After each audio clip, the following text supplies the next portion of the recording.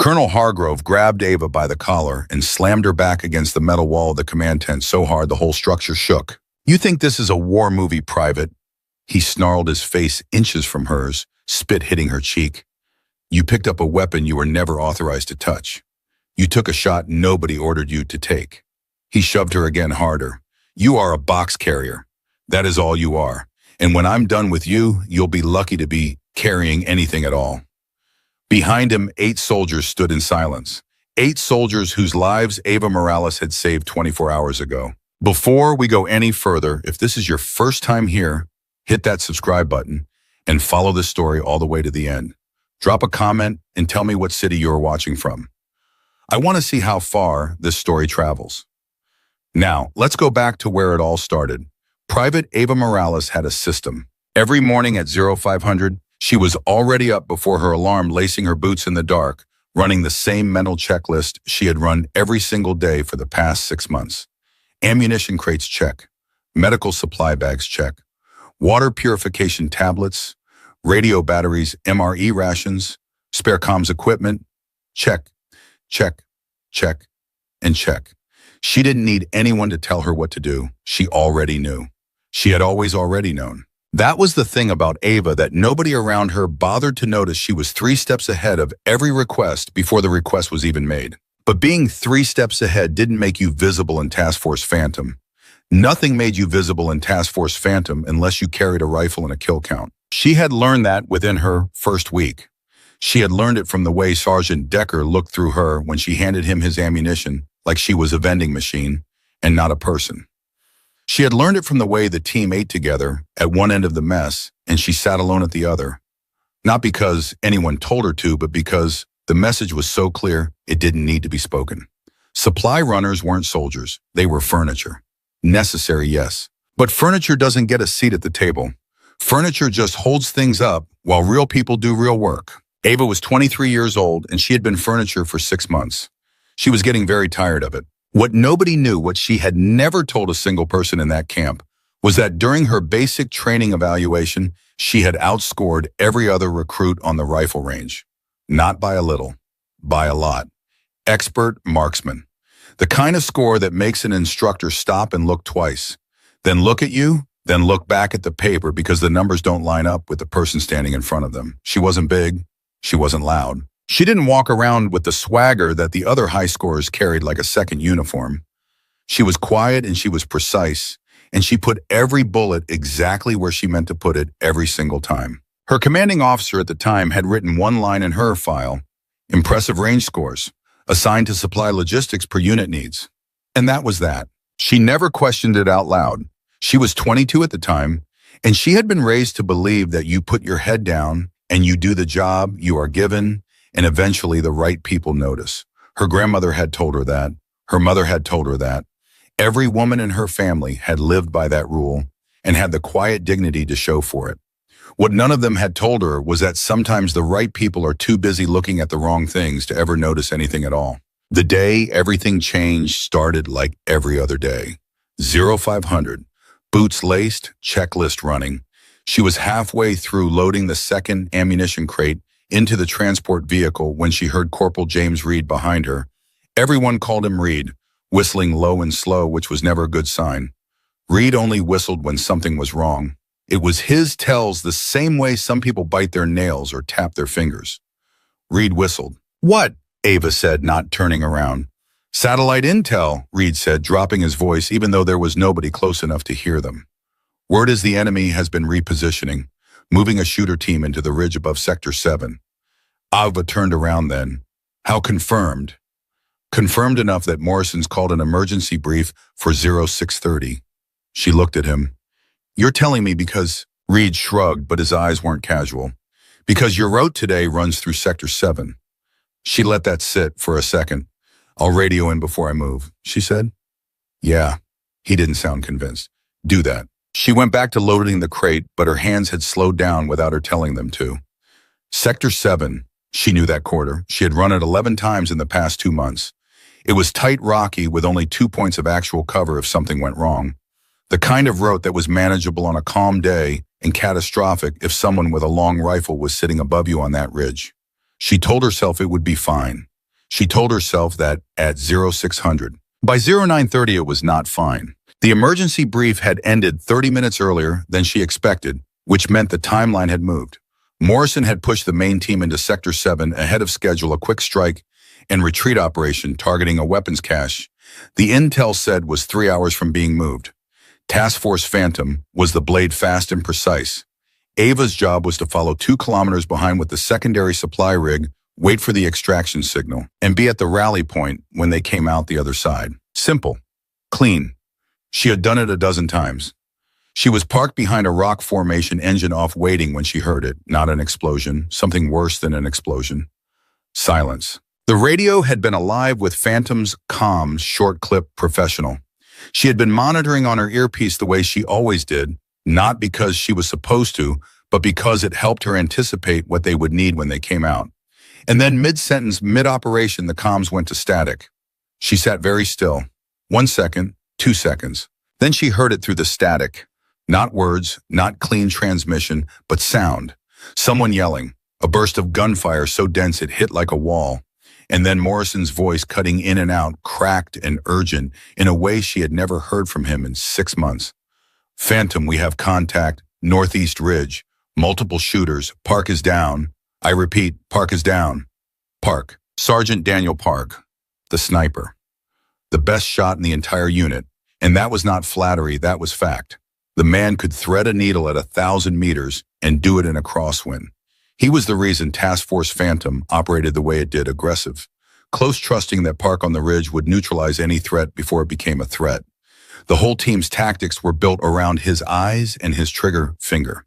And he was down. She was out of the vehicle before she had made a conscious decision to move. She didn't think about it later as a choice. She thought about it as gravity, the way your hand reaches for something falling before your brain registers that it's falling. Pure reflex, except in this case, the reflex had been building for 6 months of being told she was nothing but a supply runner, and something inside her had finally said very quietly, not anymore. She grabbed her sidearm out of habit, then stopped. She looked at Park's secondary case in the back of the supply rig. She had loaded it herself this morning. Hadn't she? The long rifle packed for transport because Park had asked for it to be moved to the secondary vehicle as a backup after he'd adjusted his primary scope yesterday.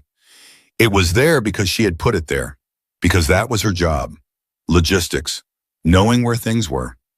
She opened the case. Her hands were steady. She noticed that. She had expected them to shake, expected something in her body to resist what she was doing, but her hands were completely steady, and she thought somewhere distant, almost clinical, that maybe that said something about her, and she wasn't entirely sure what. She took the rifle. She ran. The sound of the firefight got louder as she moved, and louder still, and she kept her body low and her path between cover and cover, like she had mapped this corridor in her sleep, because she had, essentially. Running it 11 times means you stop seeing it consciously. You feel it instead. Left at the broken wall, down the slope, not across it, right against the cliff face until the rock overhang, then push forward. She came around the final bend, and the scene hit her like something physical. Task Force Phantom was pinned. She could see them, Decker and Morrison, behind a crumbled wall. Richards and Chen down flat in the dirt, using the angle of the terrain for what little cover it gave them. They were returning fire, but their fire was scattered, reactive. There was an enemy sniper on that ridge. She couldn't see him, but she could track him by the pattern. Every time one of them tried to move, they were immediately suppressed. One precise round right in the path of movement, not trying to hit them, trying to freeze them, keep them in position until the ground team closed in from the west. And the ground team was closing. She could see the dust from their movement. 3 minutes, maybe 4. Morrison's voice came over the radio again, ragged and desperate. If someone doesn't take out that shooter, we're done. We are done. Does anyone copy? We need suppression on that ridge now. Nobody copied, because they were all pinned down with pistols and short rifles, and the target was 400 meters up a ridge in a hide that he'd had time to build, and without Park, there was not a single person in that group with the range or the skill to reach him. Ava keyed her to radio. This is Morales, supply. I have Park secondary. I have a shot. Talk me through the target. Dead silence on the comms. It lasted maybe 3 full seconds, which in that moment felt like a year. Then Morrison's voice came back, and there was something in it she had never heard before. Not authority, not command, but something rawer than that. Something that sounded a lot like desperate hope. Morales, northeast ridge, 40 degrees elevation. He's in a crevice just right of the split rock. You have a window of maybe 2 meters. He's been shifting every 30 seconds, but his pattern is left, wait, right, wait, left. Copy, she said. Morales, Decker's voice now sharp and rough. You have any idea what you're about to do? Yeah, she said. I'm about to take a shot. She found the position before he could say anything else. Belly down behind a natural ledge that gave her a clean angle north her elbows on the rock, the rifle settling into her shoulder like it had always been there. 830 meters. She estimated it before she even looked through the scope. 11 times through this corridor. She knew this terrain. She pressed her eye to the scope. There it was, the split rock, the crevice, right of center just where Morrison had said. She waited. The shooter moved left exactly as Morrison had said. He was cautious, only exposing himself in the moment he needed to fire. She tracked him, let her breathing slow, felt the crosshair settle. Her grandmother used to say that the world goes quiet before something important happens. Ava had always thought that was just something old women said. Wisdom dressed up in poetry. She understood it now. Everything went completely, totally, absolutely quiet. She exhaled, half breath, hold. She squeezed the trigger. The rifle cracked against her shoulder, harder than she remembered, different weight distribution than the rifle she had trained with, and for one suspended moment, she wasn't sure, she genuinely wasn't sure. And then Morrison's voice exploded over the radio and she understood. Target down, northeast ridge. He is down. She didn't feel what she expected to feel. She didn't have time to feel anything because Morrison was already talking again, already moving, already calling the team into the advance that had been impossible 30 seconds ago and was now suddenly possible. And she heard them moving, heard the shift in the firefight, heard the ground team that had been closing from the west get hit by something they hadn't expected, phantoms surging forward instead of collapsing, and the whole shape of the fight changed in the space of about 90 seconds. She lay behind that ledge with Park's rifle and she watched through the scope, and she did not move until it was over.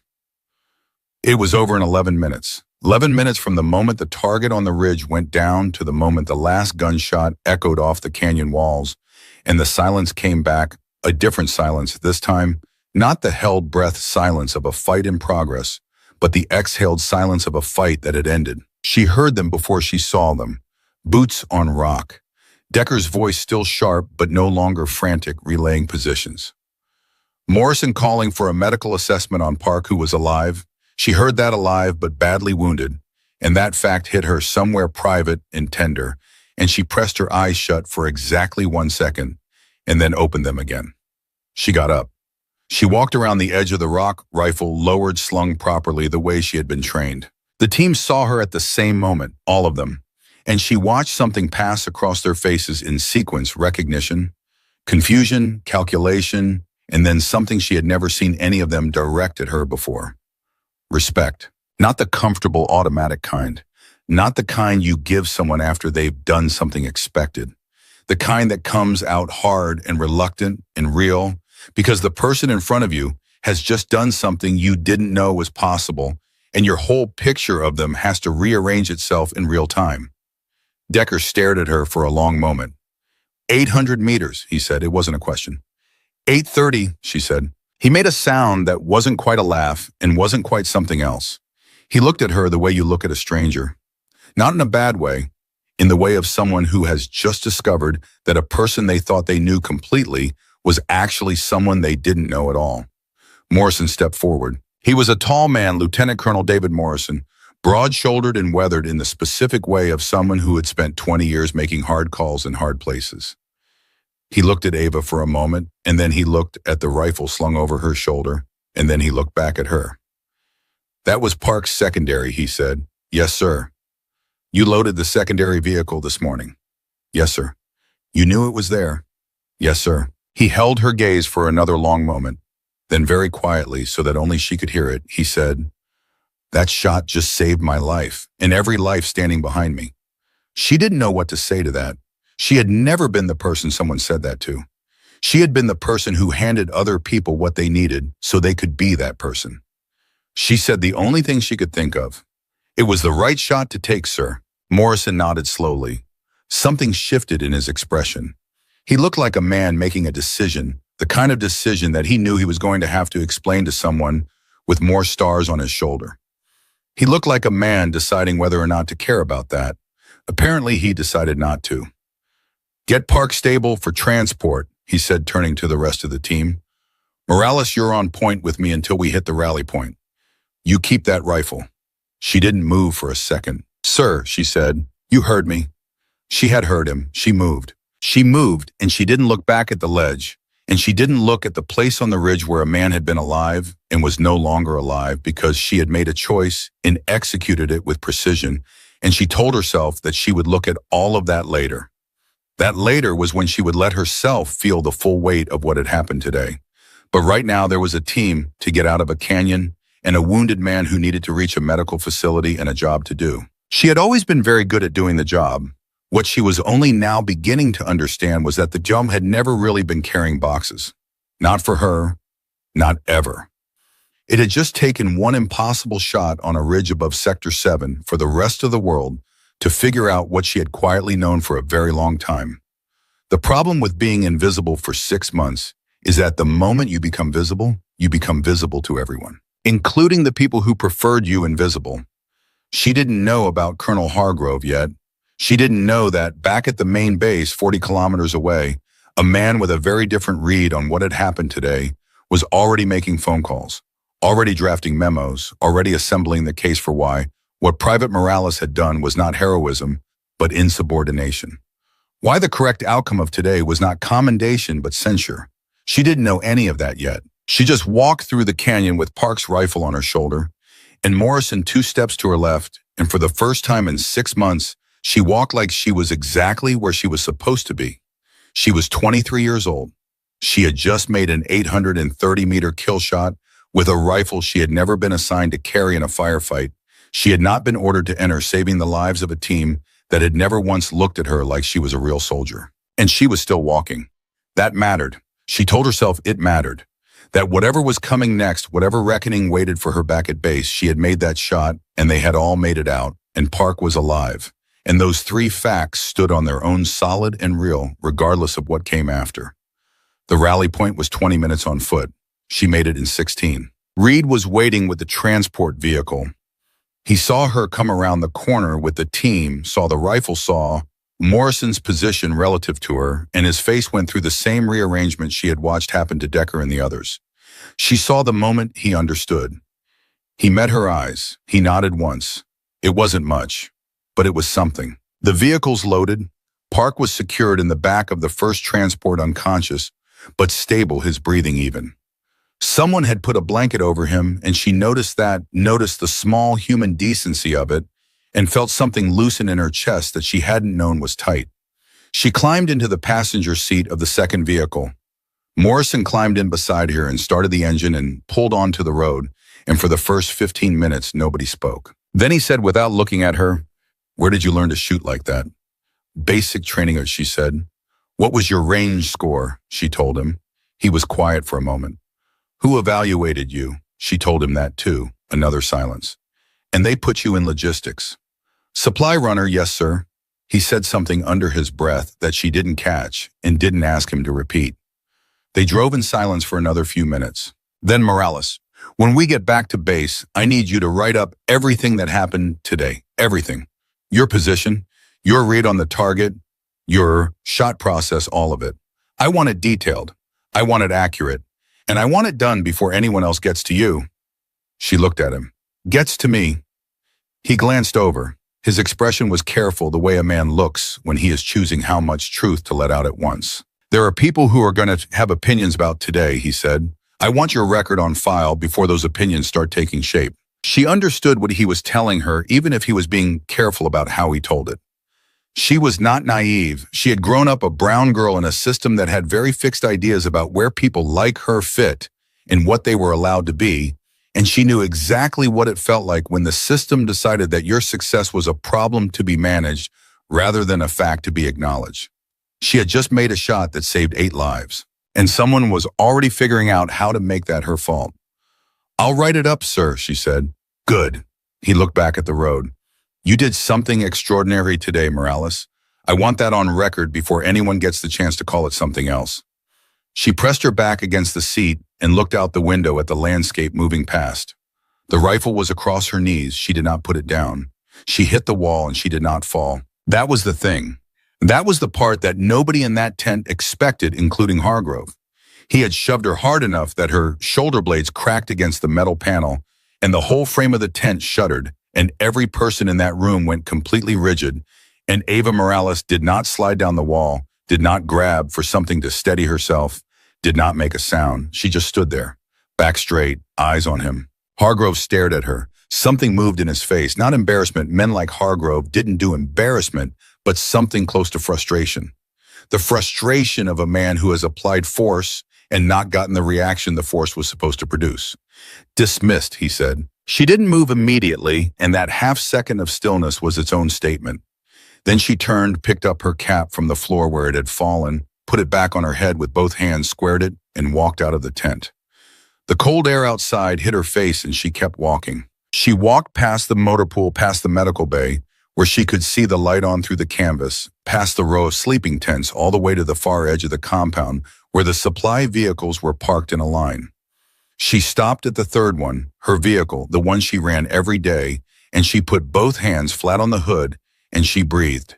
In, out, in, out. Her shoulder was going to bruise. She could already feel it, a deep ache radiating down toward her elbow. She rotated the joint, carefully testing it the way you check a thing you need to keep using. It worked. She was fine. She told herself she was fine. 8 minutes. She heard the footsteps behind her before the voice came, because she had been in this compound long enough to know everyone's footstep pattern. This one was Reed, slightly uneven, right foot heavier than the left old knee injury that he never talked about. "Hey," he said. "Hey."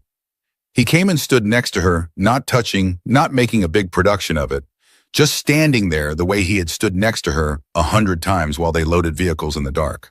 "How bad?" he asked. "Bruise, nothing structural." "That's not what I asked." She looked at him sideways. Reed was 31, angular, with the kind of face that was always slightly more alert than it needed to be. He had never talked to her the way the rest of the team ignored her, but he hadn't exactly gone out of his way either.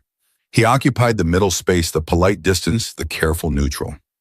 She had always respected it without particularly valuing it. Right now, in the dark next to her vehicle, the careful neutral was gone and something more direct had replaced it. "I've seen Hargrove do that to 3 other soldiers," Reed said. 2 of them filed reports. Both reports disappeared. The third one requested a transfer and got one to the worst posting in the region. "I'm not filing a report," she said. "I know. That's not why I'm telling you." He paused. "I'm telling you because you need to know who you're dealing with. He's not just angry because you broke protocol. He's angry because Morrison backed you. In front of everyone. Hargrove found out before you even got back to base." She processed that. "How?" "Comms." Reed's jaw tightened slightly. "Someone on the team reported in while you were still at the rally point. Said you'd taken Park secondary and made the shot, and that Morrison had put you on point." She was quiet for a moment. "Who reported it?" Reed didn't answer right away. "Reed." "Chen Puerto," he said. She absorbed that without reacting outwardly, though something inside her did react, something that felt like a door closing on a room she hadn't fully entered yet. Chen. Quiet, professional, efficient Chen, who she had handed ammunition to 17 times and who had never once said thank you or her name. "All right," she said. "Ava." He never used her first name. She registered it. "Hargrove is building something. He's been on the phone with command since this morning. He's framing yesterday as an unauthorized weapons incident. Not the shot, not the kill, not the lives saved, but the fact that you picked up a weapon without orders." She turned to look at him fully. "Can he make that stick?" "He can try." Reed met her eyes. "Morrison's writing his report tonight. He asked me to tell you write yours first. Whatever he told you in the vehicle, do it tonight. Timestamp it. Get it into the system before morning briefing." "He already told me that." "I know. I'm telling you again because tonight might be shorter than you think." She didn't ask him to explain that, She just nodded once and pushed off the hood. Thanks, she said. Don't thank me. He looked away. Just write the report. 16 minutes, twist 1. She was at her bunk with her field notebook open and a pen in her hand when the flap of her tent opened and the last person she expected walked in. Sergeant Decker. He stood in the entrance for a moment looking at her with that expression he'd had since the canyon, like he was still recalibrating, still running the math on who she actually was. Then he stepped inside and let the flap fall shut behind him. Morrison sent me, he said. Reed already told me about the report. Not about the report. Decker reached into his jacket pocket and pulled out a folded piece of paper. He held it out. Park wants to see you. She stared at the paper, then at Decker. He's conscious. Woke up an hour ago. Doc says he's stable. He's asking for you specifically. Decker's voice was flat, professionally neutral, but something behind his eyes wasn't neutral at all. You don't have to go. She took the paper. It was a room number in the medical bay written in what was clearly a nurse's handwriting. Hurried slanted like someone had written it while talking. Below the room number in shakier script that she recognized as someone writing with their non-dominant hand because their dominant arm wasn't available were 4 words. I heard. Thank you. She folded the paper and put it in her breast pocket. I'll go, she said. Decker nodded and turned to leave. Then he stopped, hand on the tent flap, back still to her. For what it's worth, he said, and then stopped. She waited. I've been in this unit for 4 years, he said. I have never seen a shot like that. Not from trained snipers. Not from anyone. He paused. We all should have. Another pause. I'm sorry we didn't see you. He left before she could respond. She sat for a moment in the silence he had left behind, the pen still in her hand, the notebook open to a blank page. Then she closed the notebook, put the pen in her pocket, and went to see Park, 24 minutes. The medical bay smelled like antiseptic, and something underneath it that she had learned to identify as the specific smell of bodies under sustained stress. Not unpleasant, just unmistakably human, unmistakably real. She moved past 2 other occupied cots and stopped at the curtained partition at the far end. She pushed the curtain aside. Park was smaller than she remembered. That was her first thought, and it surprised her he was not a small man, 5'11", broad through the shoulders, the kind of physical presence that filled a room without trying. But lying in that cot with his left arm bandaged from shoulder to elbow, and his face the specific gray-white of someone who had recently lost significant blood, he looked reduced. Human in a way that combat-trained soldiers were not usually permitted to look. He saw her, and something changed in his face. Not relief. Something deeper than relief. Something that she didn't have an easy word for. Morales, he said. His voice was rougher than usual, dry from anesthesia or pain medication, or both. Park. She came to the side of the cot. How bad? Shattered the ulna. Nicked an artery. Doc says 3 months minimum before I'm back in the field. He paused. If I'm back in the field. She didn't offer false comfort. She could see on his face that he didn't want it. I'm sorry, she said. Don't be. His eyes were very clear for someone who had just come out of surgery. Tell me about the shot. She blinked. You want me to? Tell me about the shot, he said again. Everything, start to finish. She pulled the chair from beside the curtain and sat down. And she told him. All of it. The position she'd found, the estimate she'd made on distance, how she'd tracked the pattern. Morrison described the wind reading the breath control. She told it the way she would have written it in the report, precise, sequential, without embellishment. Park listened without interrupting. His eyes didn't leave her face. When she finished, the silence held for a moment. Then he said, 830 meters, crosswind. First shot. Yes. With my secondary, which you'd never fired. Correct. He stared at her for a long moment. I qualified expert at 800, he said, in controlled conditions. On a range. He paused. What was your qualifying score? She told him. His expression shifted in a way she could not fully read. Not quite surprised, more like someone having a suspicion confirmed that they had been caring for a while without quite knowing where to put it. They put you in supply, he said. Yes? Wipequo, unit needs, she said, the official answer. The answer that had been on the paper 6 months ago. Park looked at the ceiling for a moment, then back at her. When he spoke again, his voice had dropped slightly, become more direct, the way people speak when they have decided to stop being careful. When I'm cleared to return, he said, I'm going to recommend you for formal sniper evaluation. Not as a courtesy, because your instincts under fire are the kind of thing you cannot teach, and it would be criminal waste not to develop. She opened her mouth and then closed it. Hargrove will block it, she said. Hargrove does not have authority over special operations training evaluations. Morrison does. Park's jaw set in a way that reminded her that despite the hospital cot and the gray face, this was still one of the most effective combat soldiers in the region. And Morrison already agrees with me. We talked before they brought me into surgery. I had 12 minutes of clarity before the anesthesia, and I used them. She sat with that for a second. Park, she said slowly, you were going into surgery. Correct. And you spent part of that time coordinating my career path. The corner of his mouth moved, not quite a smile, something smaller and more sincere than a smile. You saved my team, he said. You saved me. Not Morales, I don't mean that abstractly. I mean they told me, when I was coming out of it, that the ground element was 3 minutes from our position when that sniper went down. 3 minutes. I was lying in the open. I couldn't move. If that ground team had reached us, he stopped. You understand what I'm saying? She understood. I did what needed to be done, she said. So did I, he said. Get out of here and go write your report. And Morales, don't minimize anything. Not the distance, not the conditions, not the decision process. Write it like what it was. She stood. What was it? She asked. It was the best shot anyone in this unit has taken in 3 years, he said. Write it like that. 32 minutes, twist 2. The report took her 2 hours. She wrote it 3 times, not because she got it wrong, but because the first version was too spare, stripping down to bare facts in the way she had learned to make herself small. And she kept hearing Park's voice saying, write it like what it was. And on the third version, she let herself take up the space the moment had actually occupied.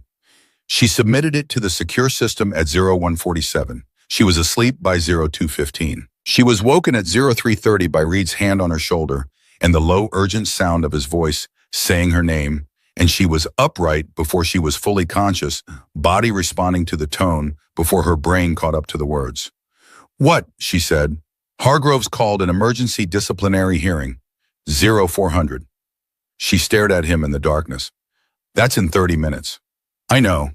That's not standard procedure. No, Reed said, it is not. She was dressed in 4 minutes. She was outside in 5. The compound was not asleep. She could see lights moving, could hear voices at a pitch that meant something was happening, something beyond the normal rhythms of a forward operating base at night. Morrison was waiting outside the command tent. He looked at her when she came around the corner, and something in his expression told her he had not slept. He looked like a man who had spent the last several hours in a very fast-moving fight that had not yet been decided. He's moving faster than I anticipated, Morrison said quietly. Can he hold a disciplinary hearing at 0400? He outranks me, Morrison said. He has the authority. What he doesn't have... He stopped, looked at her carefully. Did you submit the report? 0147. Something released in his face. Not much, just slightly. Good. He reached into his jacket and produced a folded document. This is a formal commendation. I signed it tonight. Park co-signed it from the medical bay. The attending physician witnessed it. It's in the system. He held her gaze. Hargrove doesn't know about the co-sign yet. She took the document, looked at it. Her name was on it, her rank, her unit, and below that in clear and unambiguous language, a description of what she had done and why it had mattered. Morrison's words, and below them, Park's signature, shaky and slanted from writing with the wrong hand, but there. She folded it and put it in her breast pocket next to Park's note. Here's what's going to happen, Morrison said, and his voice had shifted into the particular register he used when he was briefing a mission clear and precise and absent of anything that was not strictly necessary. Hargrove is going to attempt to classify your actions yesterday as an unauthorized weapons incident. He'll frame it as a breach of orders, a breakdown of command structure, a potential safety violation. He will not mention the outcome. He will not mention the 8 lives. He will focus entirely on the fact that you deviated from your assigned role without explicit authorization. Ava listened. He's going to ask you whether you had orders to pick up that rifle, Morrison continued. The honest answer is that you did not. He knows that. He's going to use it. And she said, Morrison looked at her steadily.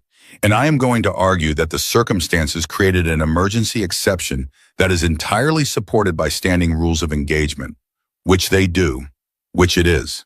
He paused. But Hargrove has command's ear in a way that I do not, and this could go in a direction that neither of us wants. She was quiet for a moment. What direction? She said. Discharge, Morrison said. Misconduct adjacent, not a court-martial.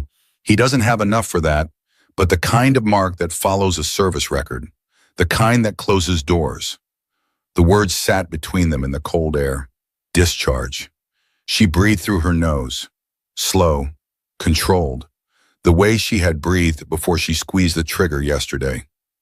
All right, she said. Morrison looked at her like he was checking her, the way you check a weapon before a mission, not doubting it, just making sure all the pieces are seated correctly.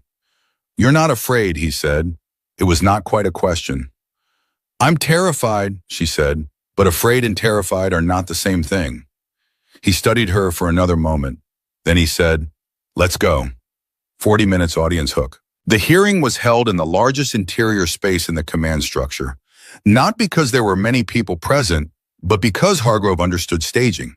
He understood that where you conduct a proceeding shapes how the proceeding feels, and a large space with a single subject standing in the center of it communicates a very specific thing about power and where it is located. Ava stood in the center. Hargrove sat behind the table with two officers she didn't recognize flanking him. Both senior, both with the carefully neutral expressions of men who had been told to observe and not to engage. On the far side of the room, technically outside the formal space, technically just present, stood Decker, Reed, and Richards. Nobody had told them to come. Nobody had told them not to. They were there. Hargrove opened the file in front of him without looking at her. Private Ava Morales, Supply and Logistics Task Force Phantom, assigned to Forward Operating Supply, Route Sector 70900 yesterday. He turned a page. At approximately 0952, you deviated from your assigned route and position entered an active combat zone, accessed a weapon to which you were not assigned, and discharged that weapon without a direct order from a superior officer. He looked up then. Is that an accurate summary of events? Ava looked at him directly. It's accurate in its facts, she said. It's incomplete in its context. Hargrove's eyes went flat. This is not a conversation, Private. I asked if the summary is accurate. You asked if it was an accurate summary of events, she said. An accurate summary of events includes what was happening when those decisions were made. The officer on Hargrove's left shifted slightly in his seat, barely perceptible. Ava caught it. Hargrove's jaw tightened. The events are documented. You're unauthorized.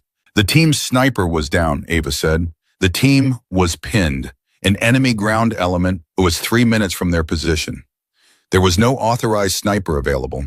There was an available weapon and an available soldier with the capability to use it. She kept her voice absolutely level. I made a decision based on the information I had and the skills I possess. The result was 8 confirmed survivors, including the ranking officer present. Silence. Hargrove leaned forward. You are a supply runner, Private. You are not authorized to make those decisions. With respect, sir, she said, and her voice did not shake even a fraction. The rules of engagement for emergency combat situations allow for independent action when a command gap exists and lives are at immediate risk. That provision exists precisely for situations like yesterday.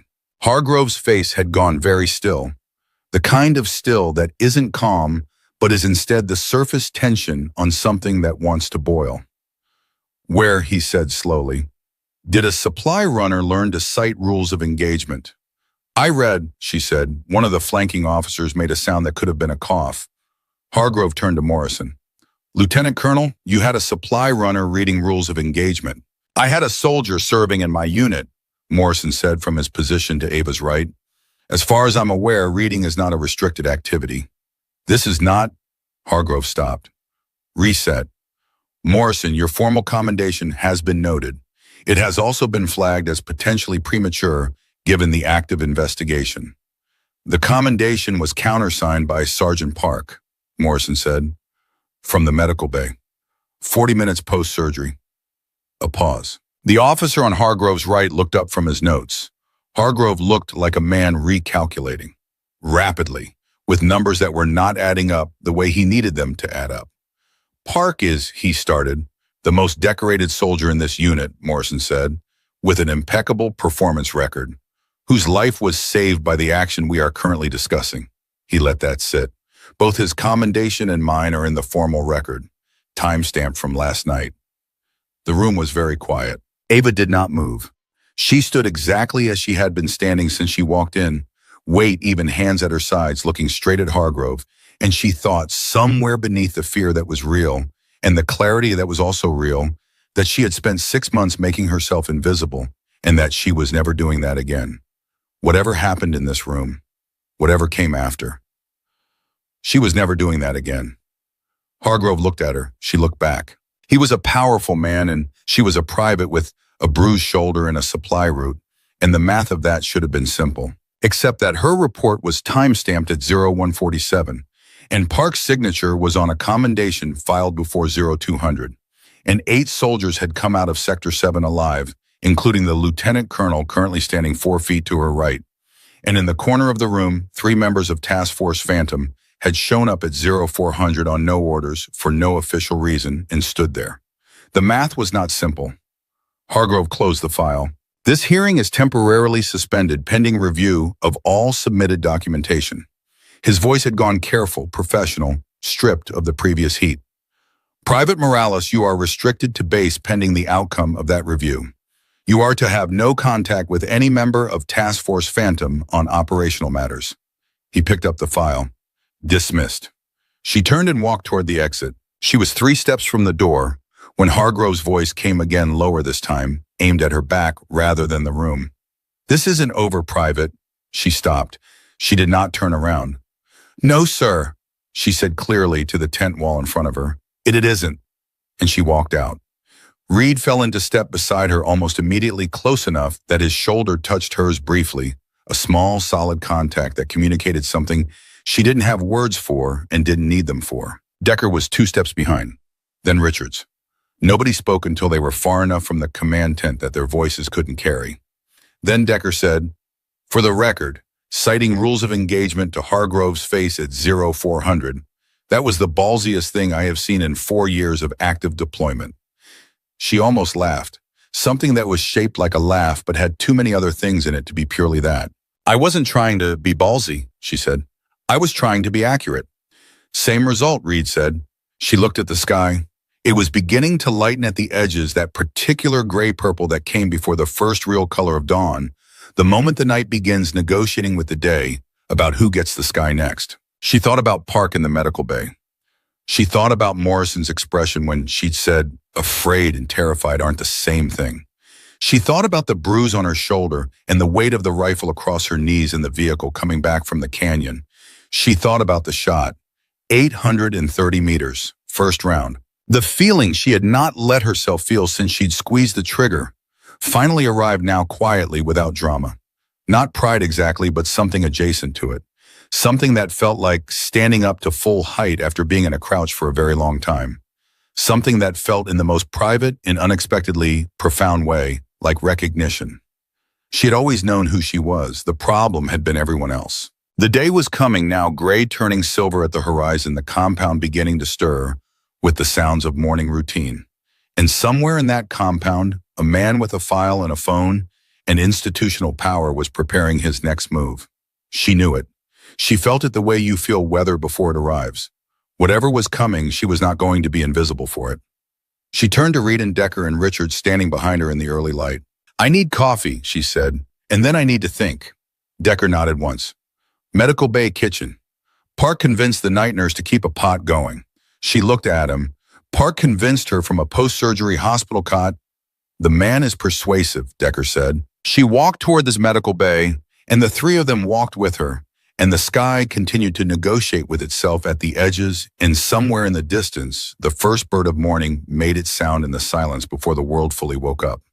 She had been a supply runner, and then she had taken a shot, and the shot had changed everything. She just didn't know yet how much everything it had changed in what was already moving through channels above her rank beyond her visibility in the machinery of a system that had a long history of deciding what people like her were allowed to become.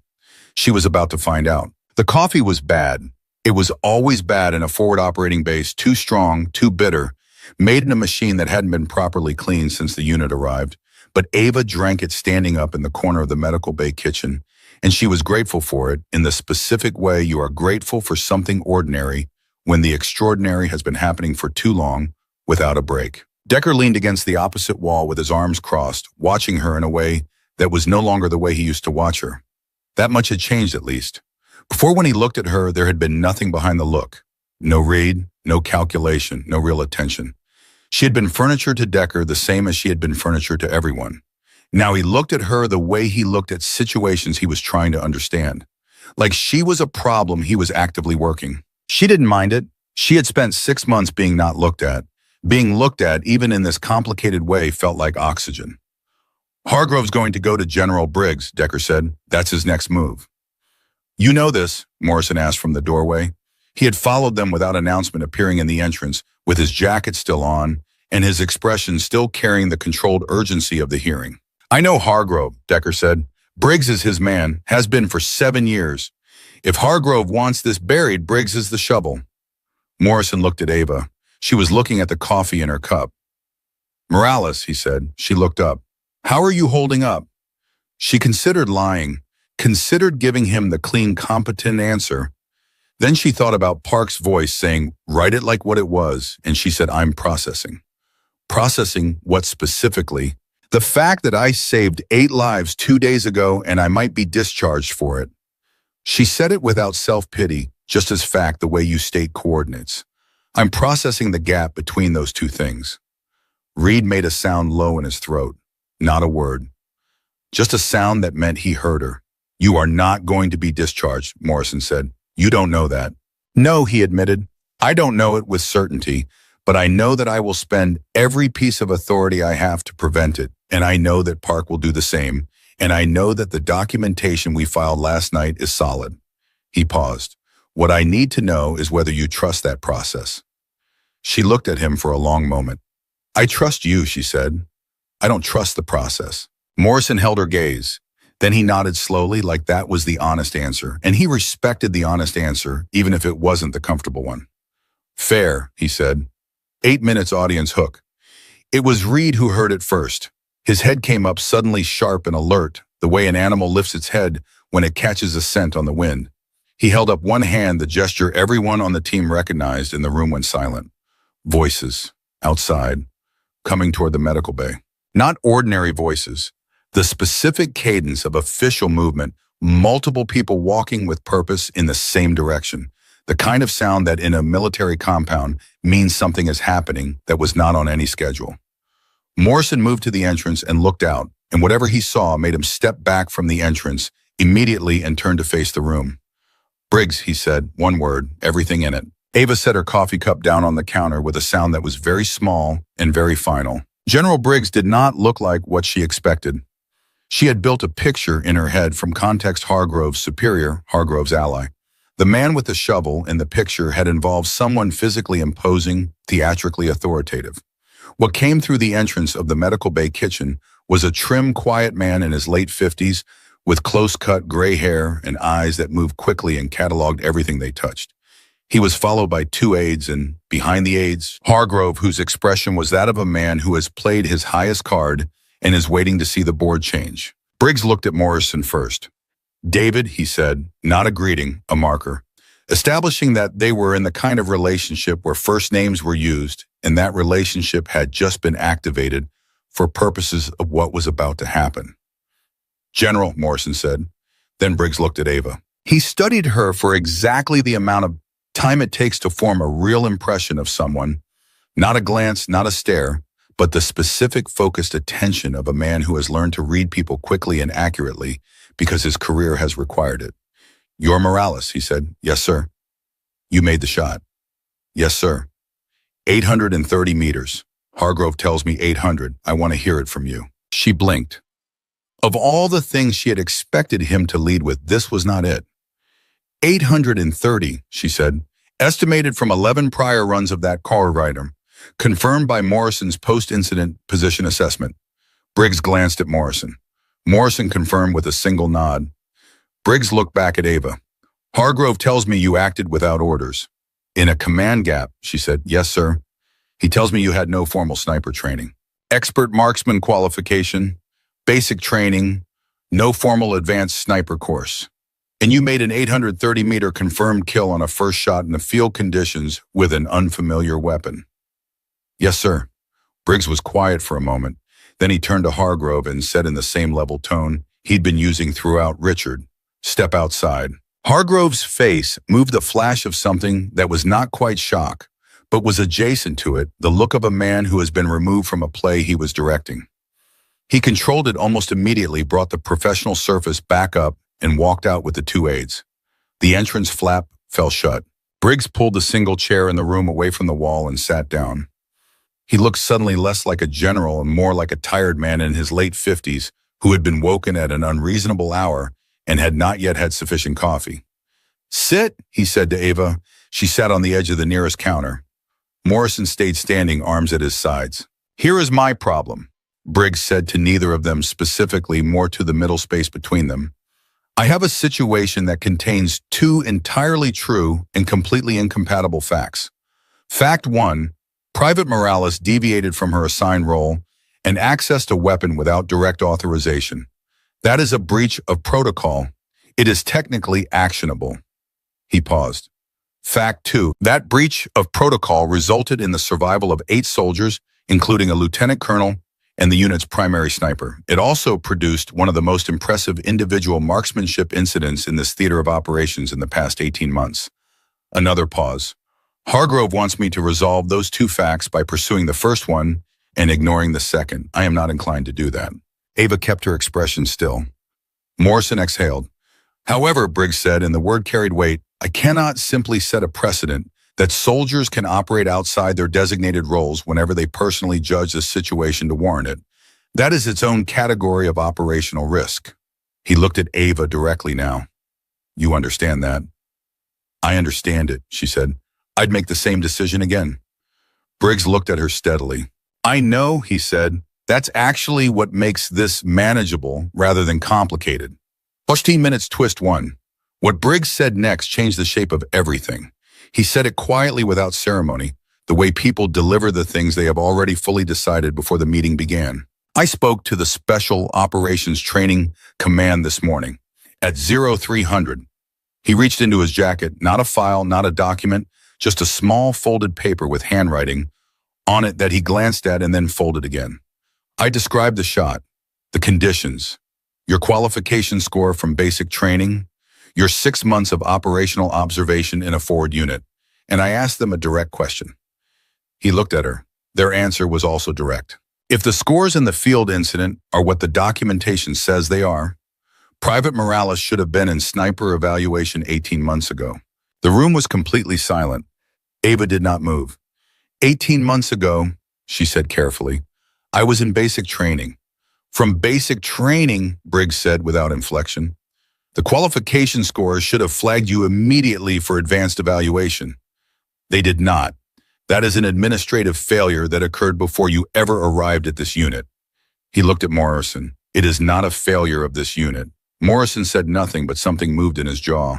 So here is what is going to happen, Briggs said. The disciplinary hearing Hargrove convened this morning is going to close without action. The incident report will be reclassified as an emergency combat event with appropriate command gap provisions applied. Your report and the commendations filed by Morrison and Park will remain in the formal record. He paused. And in 3 weeks, when Park's surgical recovery permits him to stand as a formal evaluating officer, you will begin advanced sniper qualification under Joint Special Operations and Task Force Phantom supervision. She heard it. She understood it. And still, some part of her brain refused to process it as real, because real things in her experience had always involved more resistance than this, more friction, more of the grinding institutional slowness that turned a supply runner into something more. Sir, she said. Hargrove will not be a factor in your evaluation, Briggs said. He has been informed this morning that his involvement in this matter is concluded.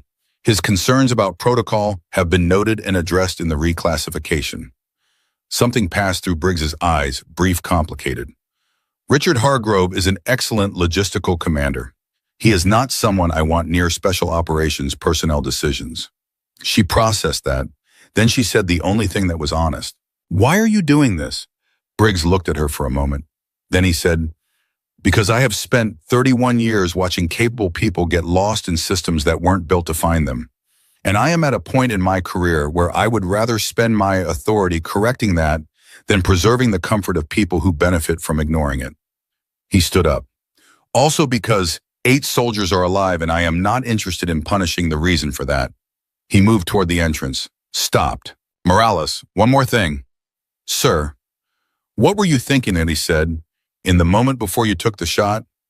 She thought about it. The actual honest answer. Not the clean answer, not the answer that sounded like a soldier in a film. I was thinking about the wind, she said, and whether I'd estimated the drift correctly, and then I stopped thinking, and I just knew. Briggs nodded slowly. That's what they said you'd say, he said, and then he was gone, 24 minutes. The 3 weeks that followed were the strangest of her life. She was still officially on restricted to base status while the reclassification processed through channels.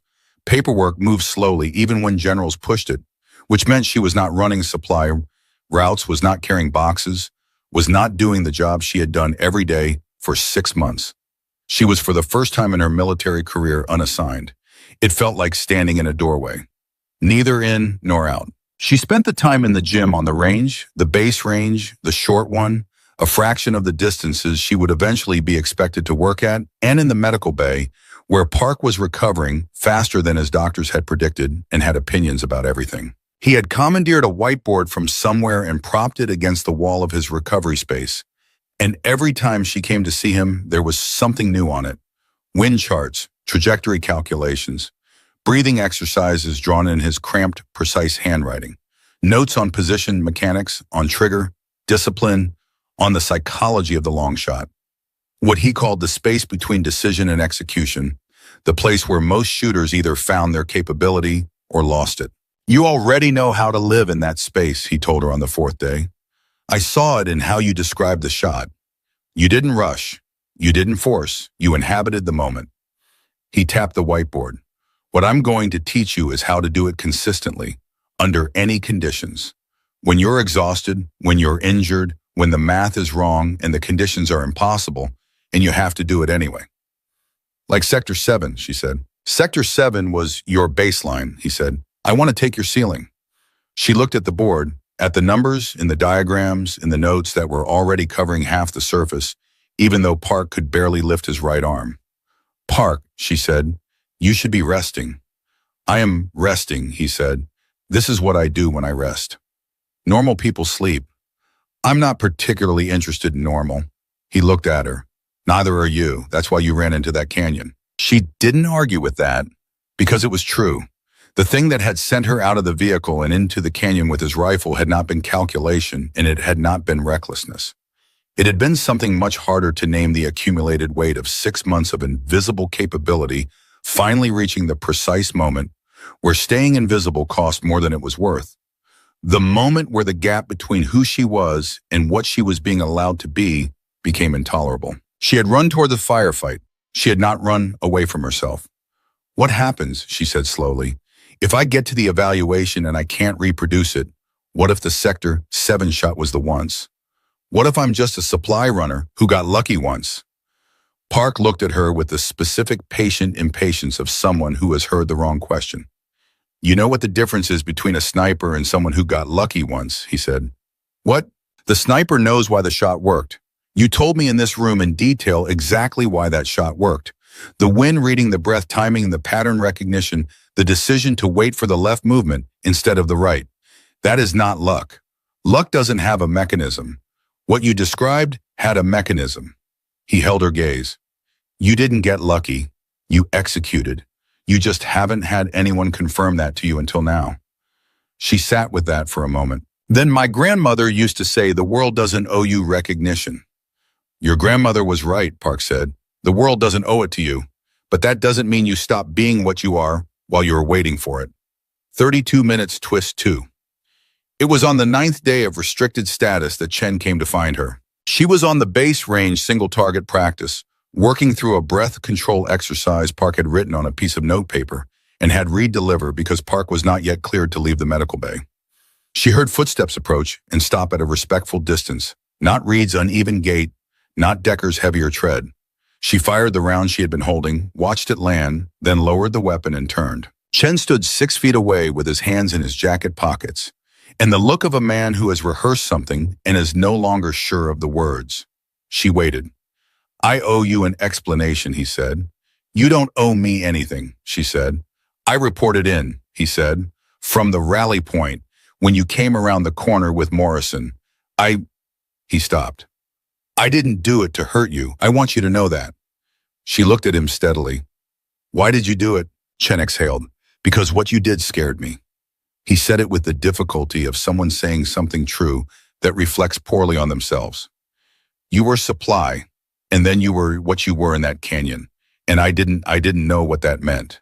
For the team structure, for how we operated, I was thinking about all the wrong things, and I made a call I shouldn't have made, and I didn't anticipate that Hargrove would use it the way he did," she said. "No," Chen said quietly. "I didn't anticipate that." She studied him for a moment. The thing was, she believed him. She didn't want to believe him because believing him made it complicated, and complicated was harder than clear-cut, but she believed him. He hadn't reported in out of malice. He'd done it out of the specific fear that capable people inspire in people who have built their identity around a fixed structure, and then when the structure shifts, the fear looks for an outlet. She understood that fear. She had lived on the other side of it for 6 months. "You can't take the call back," she said. "No." "And it didn't work out the way Hargrove wanted." "No." "So," she said, "what do you want from me?" Chen was quiet for a moment, then, "Nothing, I just needed you to know." He shifted his weight. "And I wanted to say what you did in that canyon. I don't have the words for it. I've been in this unit for 2 years, and I've seen Park work at range, and I know what good shooting looks like." He met her eyes. "What you did wasn't good shooting. It was something else. Something I don't have a name for." She picked the rifle up from the rest, checked the action out of habit. "It was the right shot," she said, "that's all." Chen nodded. He turned to go, then stopped the same way Decker had stopped at the tent flap 2 weeks ago. There must be something about her that made people stop and turn back, she thought. Something unfinished they kept catching at the edge of their departure. "Morales," Chen said, "for what it's worth, I'm glad you ran into that canyon." She looked at him. "Me too," she said. 40 minutes audience hook. The evaluation notice came on the 16th day. Not a memo, not a message through Reed. Morrison came in person, which told her everything before he said a word. When a lieutenant colonel delivers a document in person, rather than through channels, the document has weight that requires a human being to carry it. He handed it to her. She read it, then read it again. The evaluation had been moved up. Not 3 weeks, 7 days. The reason stated in the clean bureaucratic language of official documents was operational necessity. Task Force Phantom had been handed a new mission window 18 days out. A high-priority target deep in territory that would require exactly the kind of long-range precision that the unit no longer had in Park, who would not be cleared for field duty for another 2 months minimum. The unit needed a sniper. The evaluation would determine whether Ava was that sniper. She looked up from the document. 7 days, she said. Park cleared it. Morrison said, immediately anticipating this question. He said, 7 days is enough. I want you to hear that from me directly. Park said, 7 days is enough. Park also said my baseline was Sector 7. 7 days is not enough time to raise a ceiling. He disagrees with you. Morrison folded his hands. He said, and I'm quoting him directly, that the ceiling is already there. The 7 days is just paperwork.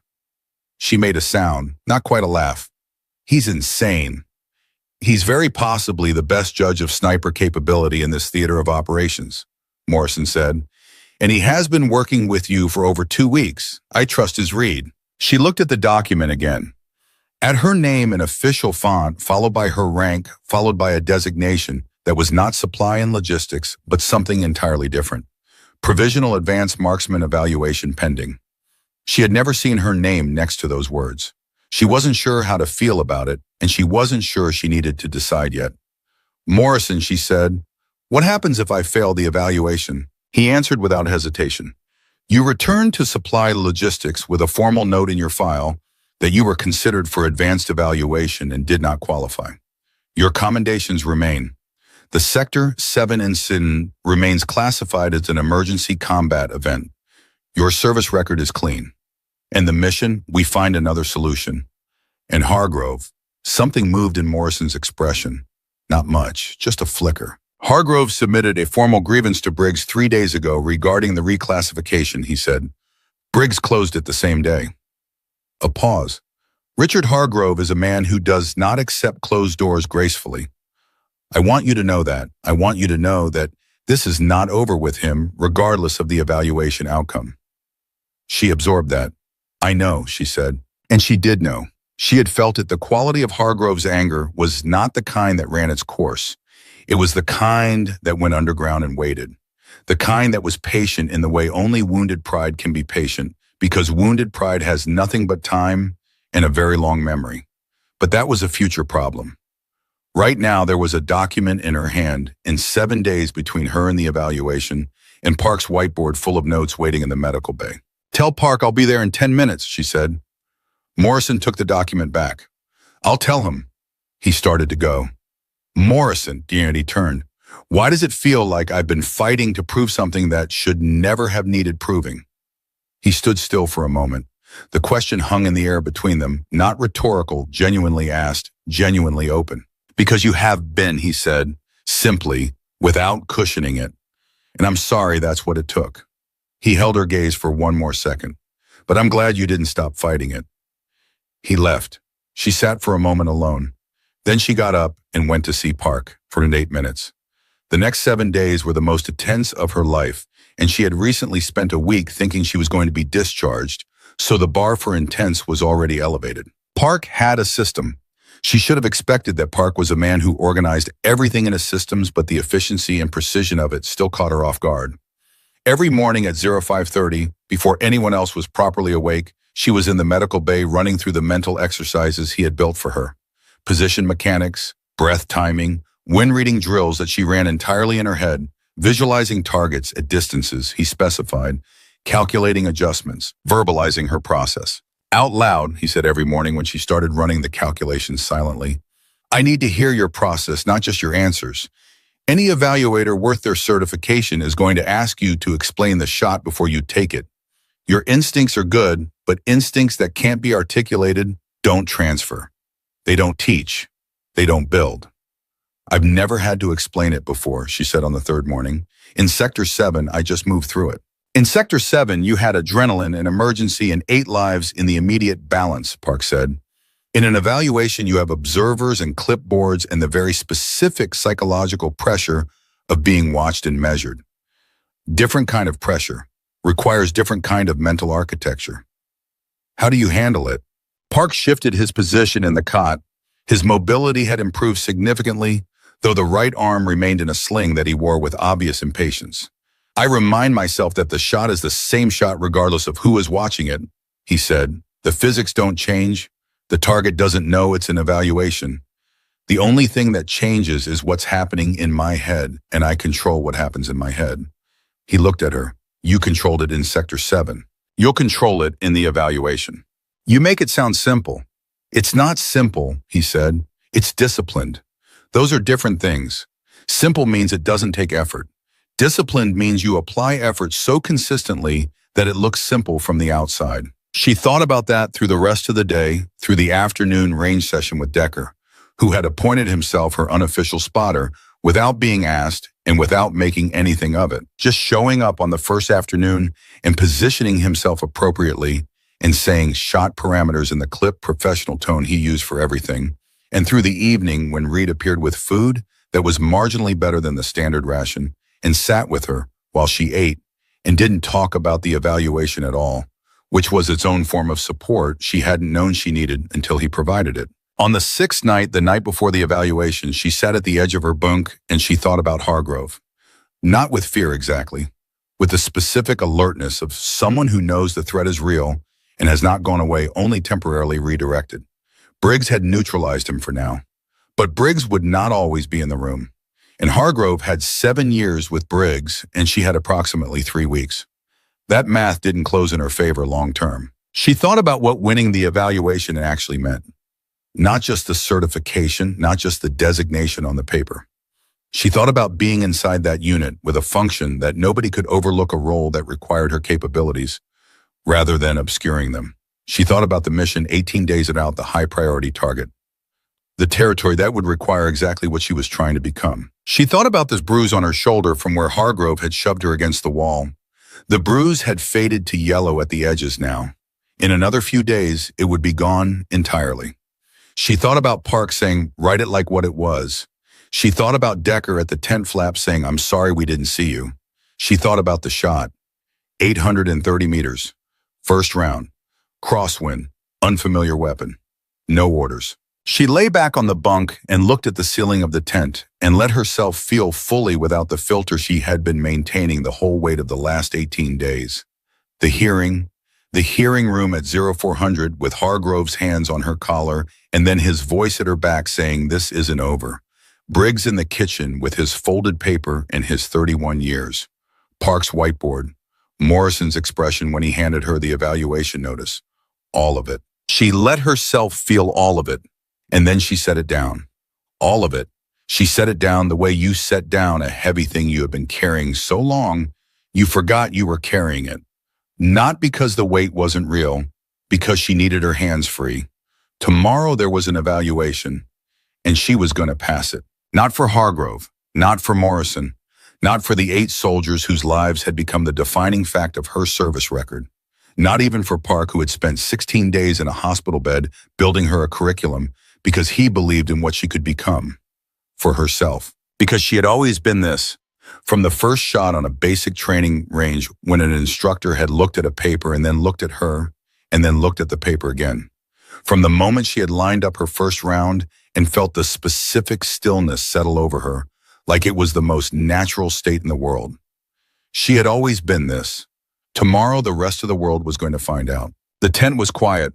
The compound had settled into its nighttime rhythm. The soft sounds of a bass running on its overnight skeleton, distant and familiar. The particular silence of a place where people sleep when they can because they have learned not to take sleep for granted.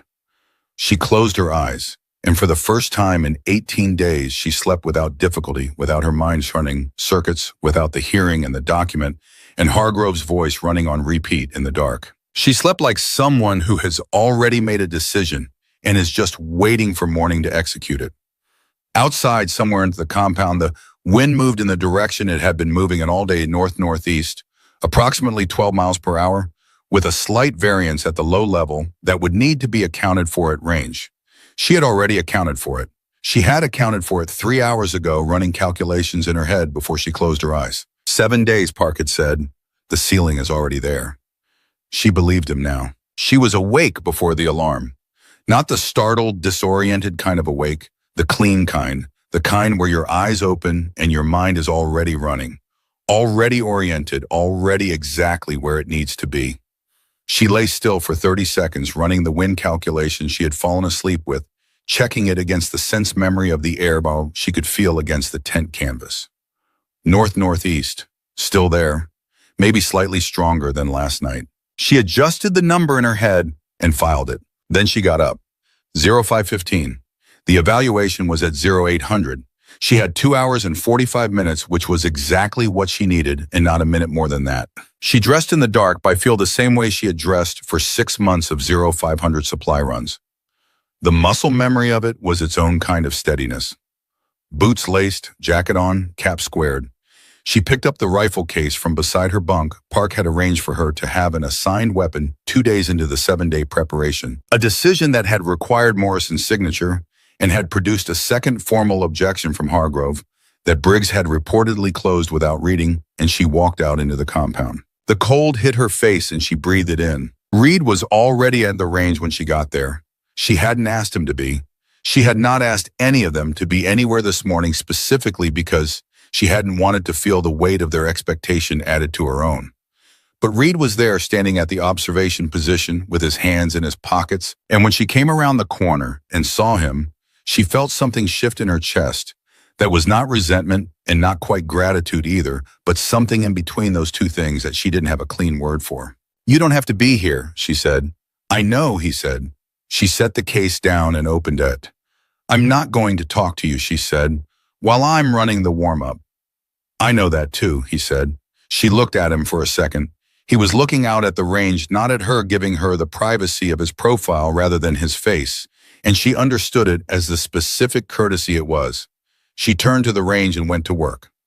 8 minutes audience hook. The evaluation board assembled at 0750. 3 officers. One she recognized, Major Tran from Special Operations Training Command, who she had never spoken to, but had seen twice in the compound in the past week, a compact woman in her early 40s with the watchful stillness of someone accustomed to seeing what other people miss. The second was a man she didn't recognize, a captain with SOTC insignia and an expression of practiced neutrality.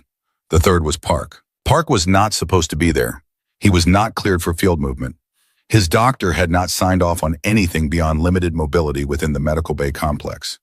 And yet there he was in full uniform, with his right arm in the sling, standing at the evaluation station with a clipboard in his left hand and an expression that dared anyone to question his presence. Ava looked at him. He looked back. "You're not cleared to be here," she said quietly as she set her case down at the assigned position. "My evaluating officer credentials cleared me," he said. "Tran approved it this morning." "Your doctor is not my commanding officer," Park said. "Tran is."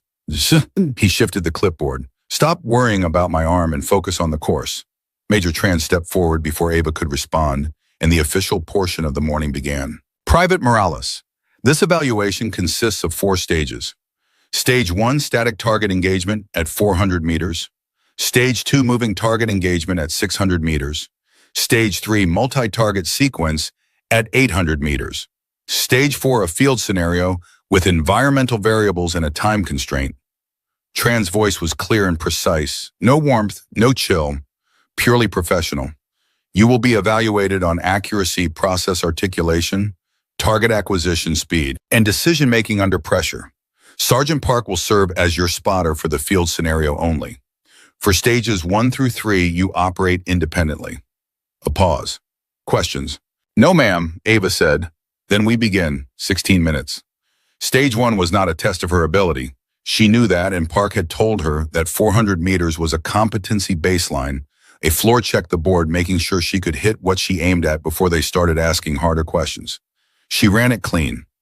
4 targets, 4 rounds, all center mass. The last one called at a slight angle that required a minor hold correction, she made without hesitation. The captain with the neutral expression made a note. Stage 2 was where it got real. Moving target at 600 meters. The target was a mechanized sled system she had been told running on a track at variable speed with 2 programmed direction changes. She had practiced against a simulated version. Park had described the system to her in exhaustive detail and made her run mental tracking exercises against it every morning, but she had never fired against it live. She got into a position, she breathed, she tracked. The sled started. She followed it, not rushing, letting her eyes find the rhythm of the movement before she committed. Park's voice in her head, "You are not chasing the target. You are predicting it. There is a difference. Chasing means you are always behind. Predicting means you are where it is going before it gets there." She predicted. She fired. Hit. Not center slightly right, of center 4 inches, which in a real engagement would still be a kill, but in an evaluation was a data point. She filed it. The sled changed direction. She adjusted without recalculating from scratch, just modified the existing solution. Fired. Center mass. The sled ran its second direction change. She was ahead of it, this time already where it was going, and she held for the arrival and fired with a stillness that she could feel in her own body as a physical fact, that specific absence of internal noise that meant she was all the way inside the shot and nothing outside it existed for her at that moment. Center mass. Major Tran made a longer note this time. 24 minutes, twist 1. Stage 3, 800 meters, multi-target. She was setting up when the captain stepped forward and said, "Before you begin stage 3, the board would like you to articulate your process. Walk us through what you're going to do and why." She looked at him. This was what Park had drilled her on. Every morning out loud, articulate the process. She had done it until it felt like breathing. And now, standing with 3 evaluating officers watching her In the morning when running at a speed she had already calculated in a sequence of targets at 800 meters that she needed to put rounds through in the next few minutes, she understood in her body rather than just her brain why Park had been so insistent about it. Because the articulation was not for the board, it was for her. It organized the shot before the shot. It took what lived in instinct and gave it architecture. It turned something she could feel into something she could repeat. She said it the way Park had taught her to say it. Measured, clear. Distance assessment confirmed 800 consistent with calibration. Wind reading north-northeast approximately 14 miles per hour at the evaluation position. Probable 2 to 3 mile per hour increase at range based on observed movement in the far field. Correction application right to left magnitude calculated. Target acquisition sequence left to right. Time between shots estimated at 12 to 15 seconds to account for repositioning without rushing. She stopped. "Questions before I begin," she said. Major Tran looked at her with an expression that had not shifted from its professional neutrality since 0750, but something had moved in her eyes. Very small, very real. "No questions," Tran said. "Proceed." She got down, she breathed, and she ran the sequence. The first target went clean. The second went clean. The third, the angle was wrong. She felt it before she saw it, a sense that her position relative to the target had a lateral offset she hadn't fully accounted for, and she made the correction between the second and third shots, adjusted 2 inches left, held an extra half second, and fired. Clean. She got up, turned to the board. The captain was looking at his clipboard, and he was not writing anything down. He was just looking at it, and after a moment he looked up at her and said, "The correction on target 3, what happened?" "Position drift from target 2 to 3, she said. "About 2 inches lateral. I felt it when I was transitioning." "You felt it?" "Yes, sir." "You didn't see it?" "Not visually. I felt the position in my elbows. The contact point had shifted." The captain looked at Park. Park's expression said nothing, which from Park was its own form of communication. "How long have you been shooting?" the captain asked. "Formally basic training qualification, approximately 14 months ago." She paused. "Before that, informally, since I was 11 years old." Silence. Major Tran looked up from her notes. "Since 11, she said. "My grandfather had a farm," Ava said. "West Texas. We managed coyote problems." She held Tran's gaze. "He taught me, every summer from age 11 until I was 17. Nobody had asked. It had never come up. Not in her file, not in the administrative record, not in any conversation about her qualification scores, or the Sector 7 incident, or the evaluation. It was simply a fact of her life that she had never been given a reason to state because nobody had ever asked the right question. Park was staring at her. She looked at him. "You didn't tell me that," he said, not accusatory, something more like wonder. "You didn't ask," she said. He made a sound, turned away. She could see from the back of his neck that he was doing something that on any other man she would have called laughing, but on Park was a subtler thing, more internal, more private. Major Tran wrote something on her clipboard that was longer than anything she had written before. 32 minutes audience hook. Stage 4. The field scenario. Tran briefed it in 3 sentences. A simulated high-value target would appear somewhere in a defined zone at an unspecified time within a 20-minute window. Ava would need to locate, confirm, and engage. Park would serve as her spotter. Environmental conditions were live, meaning whatever the wind and light were doing in the actual moment, that was what she was working with, no pre-provided calculations. 1 round, Tran said. 1 opportunity. If you miss or abort, the scenario ends. Ava nodded. She and Park moved to the field position together. He walked slower than usual, compensating for the arm, but he did not accept her attempt to adjust her pace to his. She tried it once, and he gave her a look that communicated everything without words. They settled into position. She got down. He positioned himself to her left, slightly elevated, close enough to read the same field she was reading. "How's the arm?" she said quietly. "Adequate," he said. "That's not actually an answer. It's the one you're getting." He lifted his spotter scope with his left hand, steadying it against his knee. "Watermind is running 14 at our position. At 400 out, I'm reading 16 to 17. At the extended range, we're probably looking at 18 variable." "I know," she said. "I know you know," he said. "I'm saying it out loud so the board can hear my process. Pay attention." She almost smiled.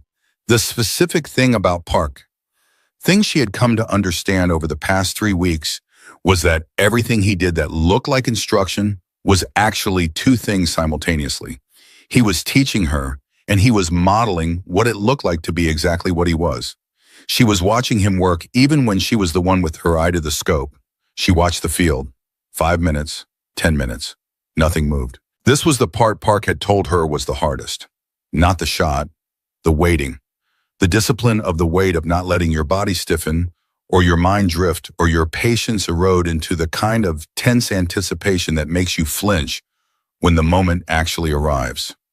The wait had to be inhabited like the shot, fully deliberately without forcing. She waited.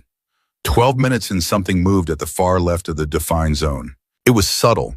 Not the target itself, the target mechanism, a slight disturbance in the way the air moved at ground level, the kind of displacement that happens when something prepares to move into position. She had grown up reading that kind of thing on flat Texas land in early morning when the light was low and everything that moved was either worth watching or worth shooting. Left sector, she said quietly, preparing to present. Park swung the spotter scope without haste. Confirmed. Stand by. The target appeared, stationary, approximately 900 meters. The wind had shifted one click in the last 30 seconds. She had felt it before the number changed in her head, the same way she had felt the position drift on target 3. She recalculated in the space of 2 seconds. She exhaled. She said out loud for the board and for herself and for the record, 900, wind shifted to east, northeast, call it 16, adjusting hold right, magnitude 4 inches at range. Target stationary. Taking the shot on next natural respiratory pause. Park said nothing.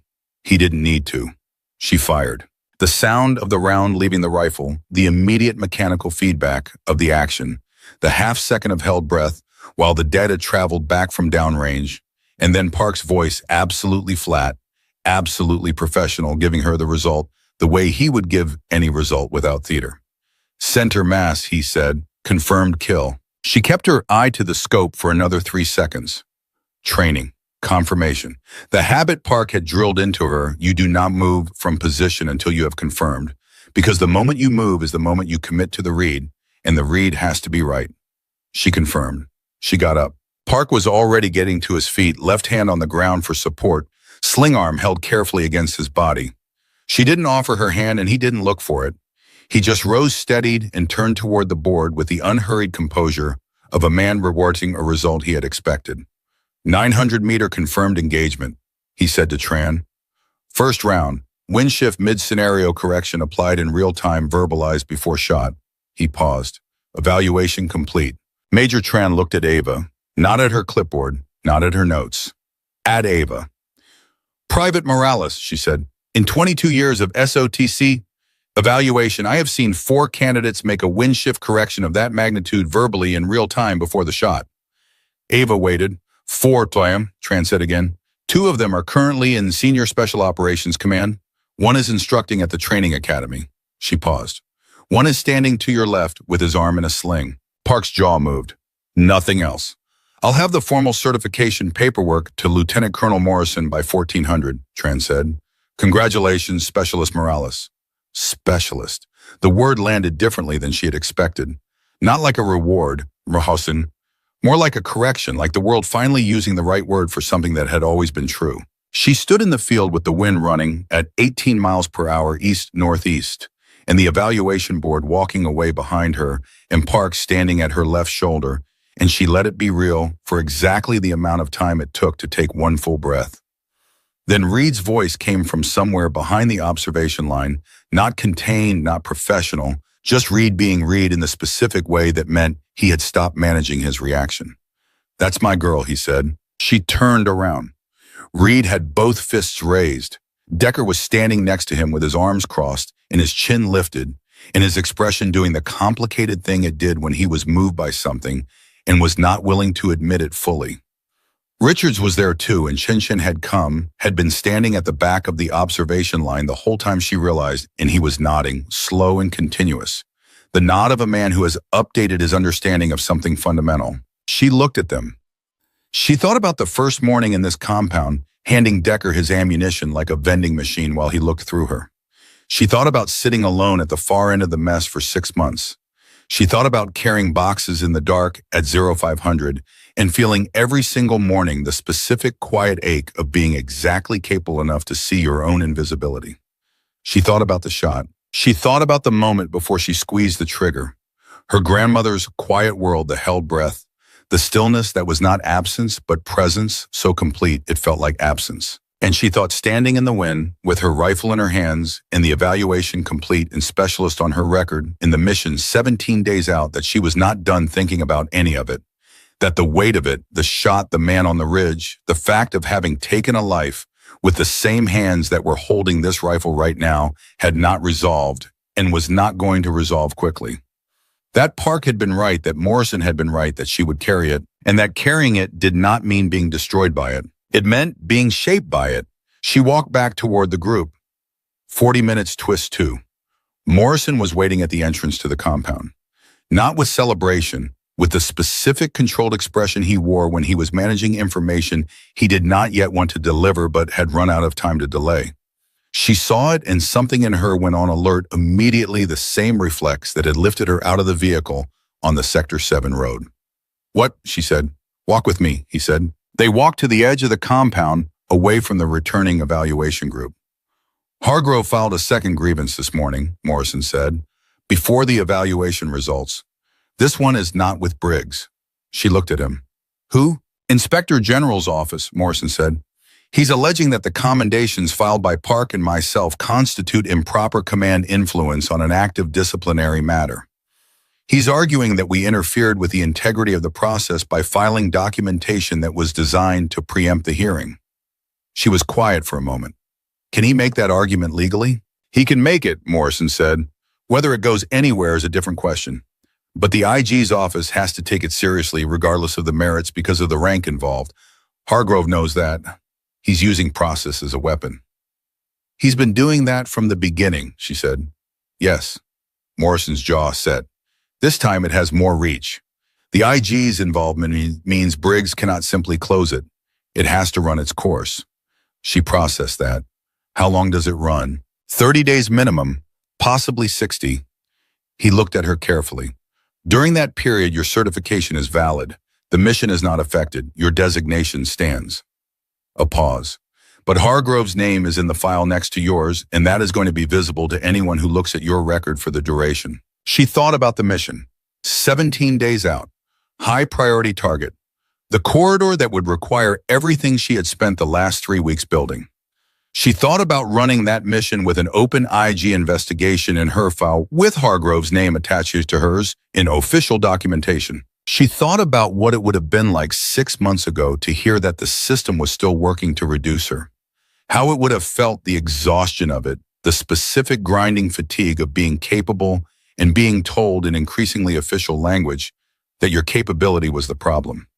She noticed that it did not feel that way now. It felt like Hargrove. It felt like a man who had shoved her against a wall and whose best move now was paperwork. And paperwork was real, and paperwork had consequences. And she was not dismissing it, but she was also seeing it clearly for what it was, and what it was smaller than it would have seemed to her 3 weeks ago. "I'll need to make a statement to the IG," she said. "Yes, within 14 days of the filing. I'll write it tonight." Morrison looked at her. "Ava," he said. He never used her first name. She registered it the way she had registered it from Reed, as a signal of something more direct being offered. "This is going to be hard. What Hargrove is doing is legal and deliberate, and it's designed to cost you something even if it ultimately fails. I want you to know that I understand that." "I know you understand it," she said. "And I want you to know that Park and I will both provide statements. Tran has already indicated she will provide an evaluator's account." "Briggs," he stopped. "Briggs," she said. Morrison was quiet for a moment in a way that meant what he was about to say was significant. "Briggs called me 40 minutes ago," he said. "He has seen the evaluation results. Tran sent preliminary numbers directly to him, not standard procedure, but within her authority. He told me," another pause, "he told me that he is prepared to appear before the IG himself if the investigation requires witness statements at that level." She stared at him. "A general," she said slowly, "is prepared to appear before the Inspector General. for me. For the principal, Morrison said carefully. But yes, he met her eyes. You are not alone in this, Morales. I need you to hear that as clearly as I can say it. She heard it. She stood for a moment in the wind, and she heard it all the way through. Then she said, I need to tell Park. He already knows, Morrison said. He heard about the IG filing 20 minutes before you did. He was going to tell you himself, but I got here first. How is he? Morrison's expression shifted slightly in a way that was almost humor. Furious, he said. Controlled but furious, he drafted a statement on that whiteboard before I left the medical bay, in capital letters. She let out a breath, something that was shaped like a laugh and felt like relief. Okay, she said. Okay, Morrison said. Hargrove filed with the IG, she said. Briggs is prepared to testify. Park is writing his statement in capital letters on a whiteboard with his left hand. And I have a mission in 17 days that I just certified for. She looked at Morrison steadily. I said, okay. He looked at her for a long moment. When this is all over, he said, I would very much like to know how a supply runner from West Texas became the most unbreakable person in this unit. I wasn't unbreakable, she said. I was just already broken in all the places that count. He didn't have an answer for that. He nodded once and they walked back, 48 minutes. The afternoon passed in the specific way that significant days pass faster than ordinary days, more textured each hour containing more than an hour usually holds. She wrote the preliminary notes for her IG statement. She went to see Park, who had indeed covered an entire section of the whiteboard in capital letter grievances about Hargrove's tactics that were technically unprintable but represented, she thought, the most authentic emotional response she had seen from him since she'd known him. She ate dinner with the team properly at the same table for the first time, and nobody made anything of it. They just moved to make room, and that was its own profound statement in its quietness. Decker sat across from her and talked about the evaluation in the technical, dissecting way. He talked about all field performance, what had worked and why, and what could be tighter. And she answered him in kind. And somewhere in the middle of that conversation, she realized that it felt like being part of something. Not peripheral to it, not supplying it, part of it. She had not known exactly how much she had wanted that until it arrived. After dinner, Reed walked with her back toward the bunk area, and they stopped at the edge of the motor pool, the same place he had found her the night after the disciplinary hearing, both hands flat on the hood of her vehicle. She looked at the vehicle. It was still assigned to her. Supply vehicle secondary route, because the administrative reclassification hadn't caught up to the operational reality, which was a kind of institutional absurdity that she had stopped finding surprising. Weird to look at it, Reed said. A little, she said. You're not going to be running it anymore. I know. Some other supply runner is going to load that vehicle at 0500 and not know that the person who used to run it made an 830-meter shot with a borrowed rifle and broke every assumption anyone had about what she was capable of. She looked at the vehicle for another moment. I hope they're not invisible, she said quietly. Whoever runs it next, I hope somebody sees them. Reed was quiet. You're going to make sure of that, he said. Not by intending to, just by being what you are from now on in front of people who are paying attention.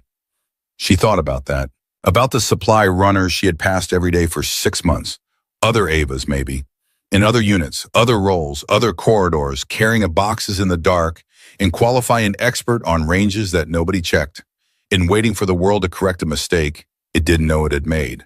She had been given the correction by accident, by a mission going wrong in exactly the right way at exactly the moment she happened to be 2 kilometers behind it with the right weapon in the wrong vehicle. That was not a replicable scenario. She knew that. She was not naive enough to think her story was a blueprint. It was a specific collision of circumstances that had opened a door that should have been open from the beginning. But she was through the door now, and the mission was 17 days out. And Hargrove's name was in a file next to hers at the Inspector General's office, and that was real, and that was a fight that was not over. But she had learned something in the last 3 weeks that she had not fully known before. Not about shooting, not about wind correction or target acquisition or the psychology of the long shot. She had learned it from Briggs in a kitchen at 0400 from Park on a whiteboard with his left hand from Decker at a tent flap saying, I'm sorry we didn't see you, from Reed standing at a range in the dark, because he knew she needed someone there, even though nobody had asked. She had learned that the right people, when they finally see you, see everything. and she was not invisible anymore. 17 days, she said. 17 days, Reed confirmed. She took one more look at the vehicle, at the life she had lived inside it for 6 months, at the person she had been when she drove it, capable and precise and completely unseen, holding all of it quietly inside, waiting for something she couldn't have named. She had not known she was waiting for a canyon in Sector 7. She had not known the shot was coming. She turned away from the vehicle.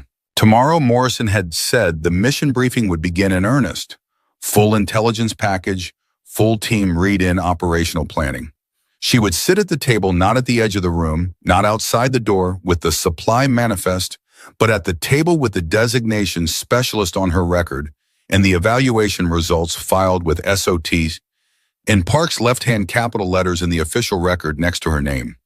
She would sit at the table and she would do the job. Not the job she had been given, the job she had always been. The wind was still running north-northeast 18 miles per hour with the variable she had noted all day. She had been tracking it unconsciously since morning, the way you track weather when weather is your work. It had been consistent. It had been readable. She filed the final reading in her head the way she filed everything precisely without waste, available for use when use was required. Then she went to bed. And outside the compound, 17 days from a mission and 30 days from an IG resolution and an indeterminate distance from whatever Hargrove had decided to do next, the wind ran its course across the open ground the same way wind always runs, without regard for rank or file or anyone's plan for how things were supposed to go. It simply moved, and she had already accounted for it. The mission briefing started at 0600 on the first day of the 17th countdown, and Ava walked into that room the same way she had walked out of Hargrove's tent 3 weeks ago, back straight, cap squared, every part of her surface calm, while everything underneath ran at full speed. The difference was that this time, when she pulled out a chair at the table, nobody looked at her like she had made a mistake. Morrison had the intelligence package open on the center display. Full team present. Decker, Reed, Richards, Chen. 2 operators she knew by sight, but not well. And Park, who had been cleared for limited duty 2 days ahead of his medical projection, and had accepted that clearance with the exact 0 amount of surprise that she had come to expect from him. He sat at the end of the table with his sling still on and his left hand flat on the surface and his eyes already on the intelligence map like he had been studying it in his sleep. Maybe he had been. Target is a regional coordination figure, Morrison said without preamble. High value, high mobility. He has not stayed in one location longer than 72 hours in the past 4 months. We have a projected window, 48 hours, possibly less, where intelligence puts him at a fixed location deep in the eastern corridor. He looked at the map. Getting eyes on that location from any angle that doesn't compromise the approach means a long-range engagement position. Minimum effective distance from the nearest covered approach is 960 meters. Why am I down here? He looked at Ava. She looked at the map. 960 meters. She had hit 900 in the evaluation. The additional 60 was math she could do in her head right now, and the answer did not frighten her. Conditions in the eastern corridor this time of year, she said. Wind pattern. Variable, Reed Morrison said. Predominantly west-southwest with documented afternoon shift across canyon. Intelligence has environmental data going back 90 days. He slid a folder across the table to her. Park has already reviewed it. And she said to Park directly. Manageable, Park said. The afternoon shift is predictable enough to plan around. We time the window for mid-morning, we avoid the worst of it. He paused. But you're not shooting in a window, Morales. You're shooting when the target presents. You plan for mid-morning and you stay flexible. Understood, she said. Decker leaned forward. Extraction is the problem. The position that gives you the shot is also the position that gives you the least favorable extraction route if the engagement draws response. We have 3 minutes from shot to when we need to be moving. 2.5, Reed said. I ran the route twice this morning on the model. 3 minutes is optimistic. Then we work with 2.5, Ava said. The room was quiet for a second. Not uncomfortable quiet, the specific quiet of a group of people recalibrating, absorbing the fact that the person who had been supply was now the one defining operational constraints, and nobody at the table was reaching for a reason to question it. She felt it. She didn't remark on it. They had work to do. Minutes audience hook. The briefing ran 3 hours. By the end of it, she had memorized the route, the position, the extraction sequence, the contingency routes for two different failure scenarios, the communication protocol, the abort conditions. She had cross-referenced the environmental data against her own wind-reading experience and identified two periods in the daily cycle she considered optimal and one she considered unacceptable. She had argued with Decker about the contingency extraction and she had argued with Reed about the comms protocol and lost, and both of those things felt completely natural and correct. When Morrison closed the briefing, he looked at the team and said, "Wheels up in 72 hours, use the time." People started moving. Chairs pushed back. The low-register sounds of a team shifting from planning to preparation. Park stayed seated. Ava stayed seated. When the room had emptied to just the two of them, he looked at her across the table.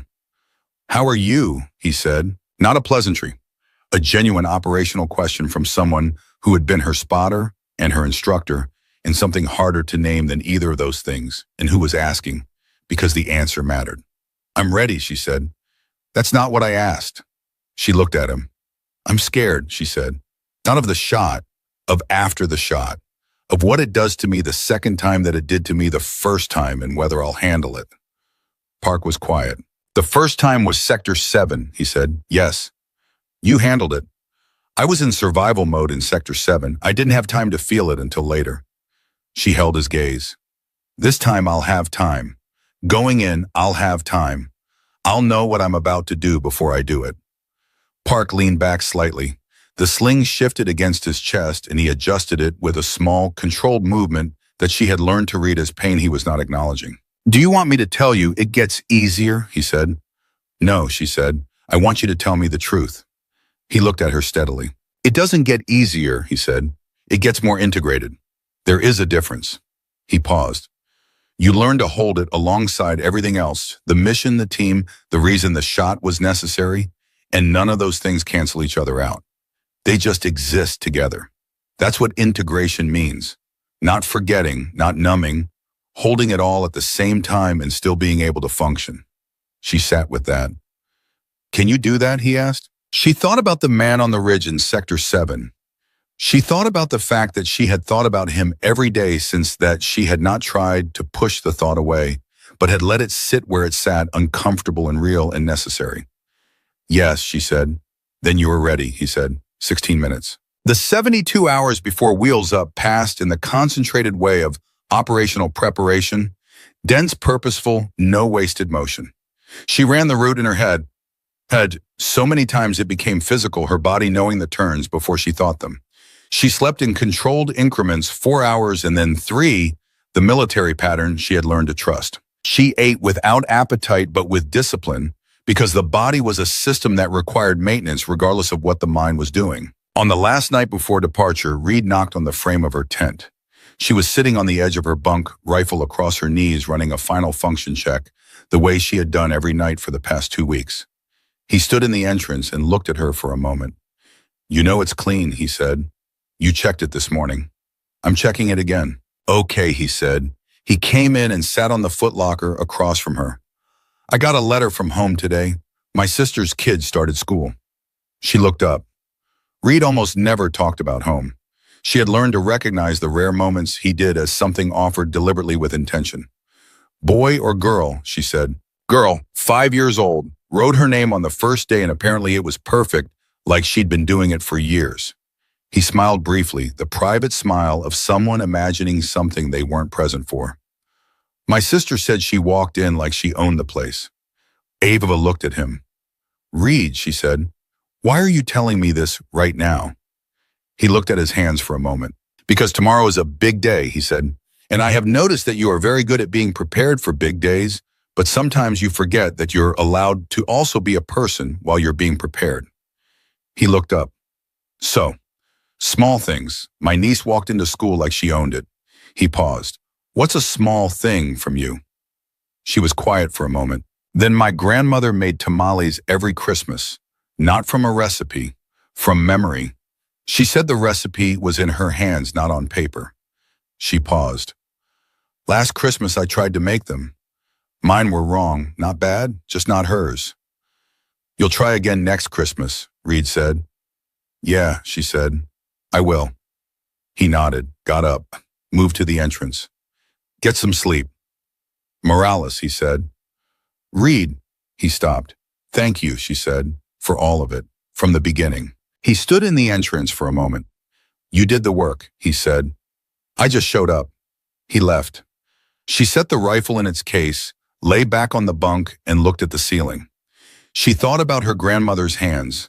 She thought about the recipe that lived in muscle and bone and accumulated repetition, not on paper. She thought about her grandfather's voice on flat Texas land in early morning telling her 11-year-old self not how to shoot, not the mechanics of it, but something underneath the mechanics.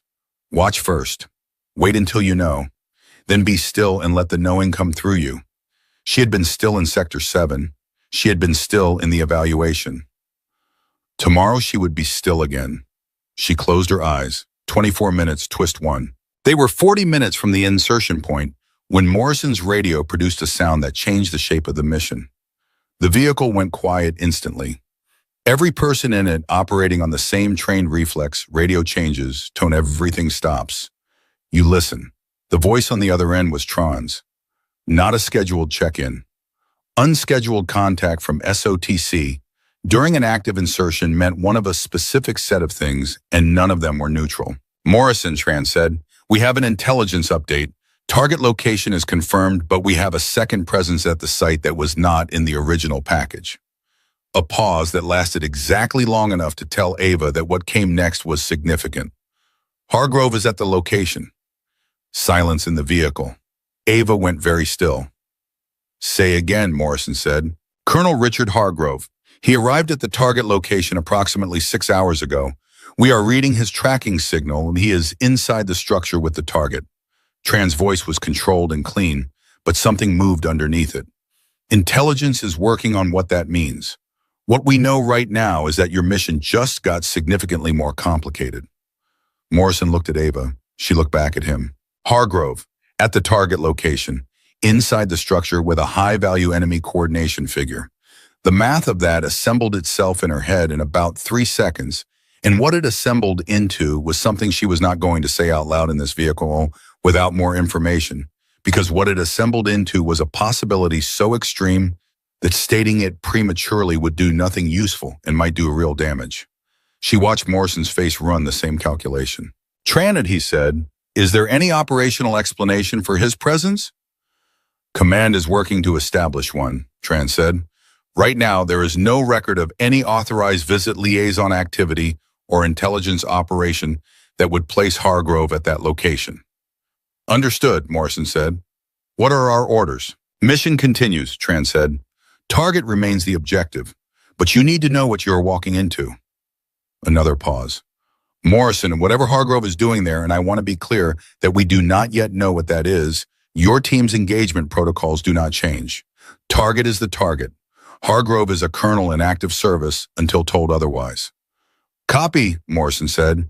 Tran signed off. Nobody in the vehicle spoke for a full 10 seconds. Then Decker said very quietly, what do we think we know right now? We don't know anything right now, Morrison said. It was a command statement, not a conversation, the tone that meant stop speculating and focus. He looked around the vehicle. What we know is the mission, target location, window extraction. Everything else is above our pay grade until we're told otherwise. Clear, clear, said the team. Morrison looked at Ava last. She met his eyes. Clear, she said. But inside, something was moving very fast and very hard, the way water moves under ice, contained by the surface, but absolutely not still. Because she had spent 3 weeks with Hargrove's name in a file next to hers, and Hargrove's hands on her collar, and Hargrove's voice saying this isn't over. And now Hargrove was inside a building with an enemy coordinator, and there was no authorized reason for him to be there, and she was the one with the rifle. 32 minutes audience hook. The insertion went clean. Decker and Reed took the perimeter positions. Chen and Richards ran the near-side approach. Morrison positioned himself at the command point close enough to maintain visual on Ava's position, far enough to keep the sightline clear. She went to the ridge. Park was not with her. The arm had held up through briefings and limited movement, but the insertion terrain was beyond what his doctor would accept and beyond what she would accept for him. He had known it, and he had not argued. He had gripped her arm with his left hand when they separated at the staging point and said simply, "You know everything you need to know." She had nodded. She was alone on the ridge. Which was, she realized as she settled into position and the scope came up and the field clarified into the clean visual geometry of a long-range engagement exactly how it should be. The sniper's work was ultimately solitary. The team was the architecture around it, the support structure, the reason the position was possible. But the shot was hers alone, the same way the choice in Sector 7 had been hers alone, the same way every moment of standing in her own capability had been hers alone, even when everyone around her had been looking somewhere else. She breathed. She watched. The structure below was quiet from the outside. Intel had the target on the second-level Eastern room, a pattern of movement that appeared at the window every 40 to 60 minutes based on 6 hours of observation. She had 20 minutes before the next projected appearance. She used the 20 minutes, not to wait to inhabit.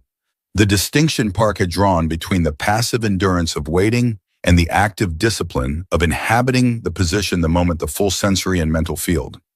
She tracked the wind. She felt the surface beneath her elbows. She ran the distance 960 meters through her calculation one more time and let the answer settle into her hands where it would live when the moment came. Morrison's voice came low through the earpiece. "Position check." "Set," she said. "Window is in approximately 15 minutes. We have movement inside possible early presentation." "Copy." Then after a pause that had a different quality than the operational pauses, "Morales, command has been in contact. Regarding Hargrove." She kept her eye to the scope.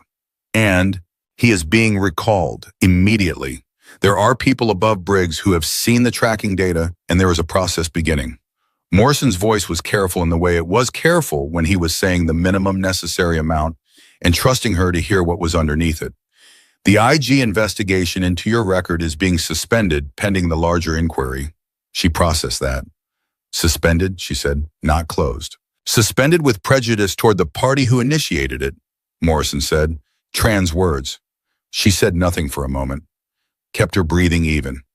Kept her eye on the field. What Morrison was telling her in the language of careful professional understatement was that the man who had shoved her against a wall and called her a box carrier and weaponized every system available to him to reduce her, that man was now inside a building that her rifle was pointed at for reasons that were apparently significant enough to mobilize people above Briggs, and the process beginning above Briggs was the kind of process that did not end quietly. She felt something move through her, not satisfaction, something more complicated than satisfaction, something that involved the weight of 3 weeks of Hargrove's name in her file and 6 months of carrying boxes in the dark and one shot from 830 meters that had started all of this, and the recognition that systems, however slowly, however imperfectly, did sometimes correct themselves, not through justice, exactly.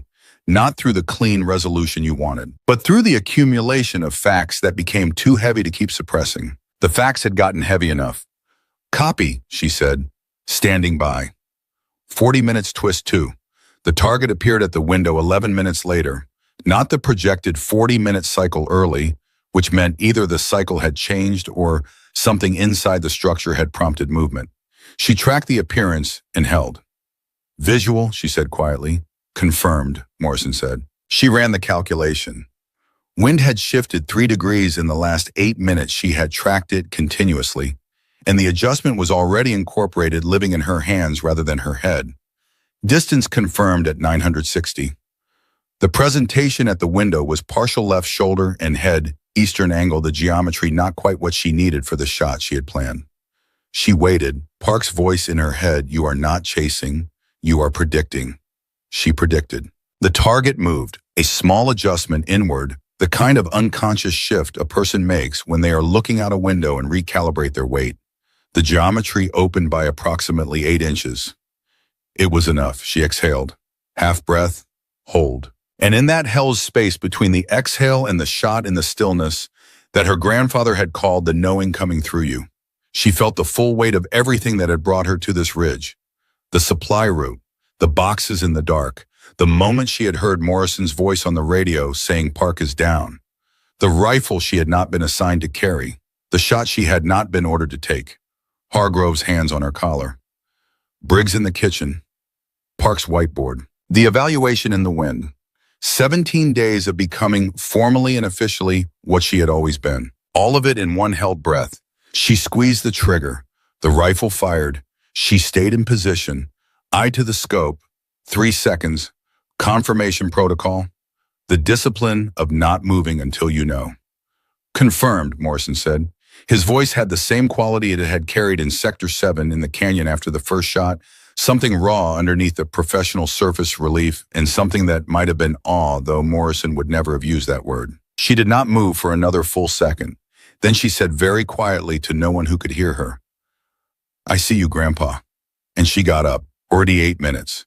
The extraction ran at 2 minutes 40 seconds, which was 10 seconds better than Reed's best model per projection, and which he reported with a satisfaction he made no effort to conceal when they cleared the perimeter and hit the vehicle. Nobody talked during the vehicle movement. This was normal. The immediate post-engagement period was its own kind of compressed silence, everyone processing in the specific way their training and experience had shaped. She sat in the passenger seat and kept her breathing slow and watched the terrain move past and let herself feel what she needed to feel without performing it for anyone. She felt it. The familiar weight from Sector 7 settling back in the gravity of having taken a life deliberate and precise for reasons she believed in completely, and which did not make the gravity lighter. Park had been right. Not easier, more integrated. She held it alongside the mission and the team and the reason, and it was heavy, and it was real, and she was not destroyed by it. She was shaped by it. That was the difference. Morrison called in the engagement confirmation at the 45-minute mark. Clean professional, the clipped language of an operational report. He did not look at her when he made the call. He didn't need to. She could feel in the specific way you can feel things about people you have been through significant events with, that he was completely aware of every detail of her presence in that vehicle. When he finished the call, he was quiet for a moment. Then Tran wants a debrief at base. 0900. Copy, she said. Briggs will be on the line. She looked at him. Briggs personally. He asked to be included. Morrison held the road with his eyes. He said, and I'm quoting, that he would like to hear from Specialist Morales directly. She said nothing for a moment. She thought about a trim, quiet man in his late 50s, sitting in a kitchen at 0400, saying, I have spent 31 years watching capable people get lost in systems that weren't built to find them. All right, she said. Reed's voice came from the back seat, low and calm. For what it's worth, today was, I've run a lot of missions. Today was, he stopped. The specific stop of someone who has run into the edge of what words can do. Yeah, Decker said, just that. She understood. She left it there. 56 minutes, final twist. The debrief ran 90 minutes and Briggs was on the line for all of it. He said very little. He listened in the way powerful people listen when they have decided that listening is what the moment requires fully without performing attention actually present. Tran ran the technical review. Morrison provided the operational account. Ava gave her engagement report in the precise process articulated form Park had built her for, and she heard Briggs make one brief sound when she described the wind shift correction, the same sound a person makes when something confirms what they already thought they knew. At the end of the debrief, when Tran had closed the technical portion and was preparing to sign off, Briggs spoke. Morales, he said. Sir, the IG investigation against you is formally closed as of this morning. The initiating party's clearance is under separate review, and that is not your concern. A pause. What is your concern? What I want you to hear from me directly is that your record is clean, cleaner than clean. The Sector 7 commendation, the evaluation certification, today's engagement, all of it is in the record. All of it stands. She sat with that. Thank you, sir, she said. Don't thank me, Briggs said with the same directness he had used in the kitchen. The record reflects what happened. I didn't create that. You did. Another pause. I have one question. Sir, supply logistics to confirmed sniper specialist in 3 weeks, he said. Most people who are pushed that hard, that fast, and that publicly either break or overcorrect. You did neither. How? She thought about her answer for a moment. The real answer, not the clean one. I had people who showed up, she said. Morrison, Park, Reed, Decker, even Chen eventually. She paused. And I had 18 years of my grandfather teaching me that the shot doesn't change based on who's watching. The physics don't change.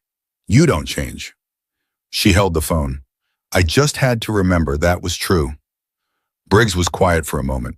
I'm recommending you for the Special Operations Integration track, he said. Full consideration for advanced placement in SOTC's Long-Range Specialist Program. That recommendation will go through channels and it will take the time it takes, but it is moving. She opened her mouth, closed it.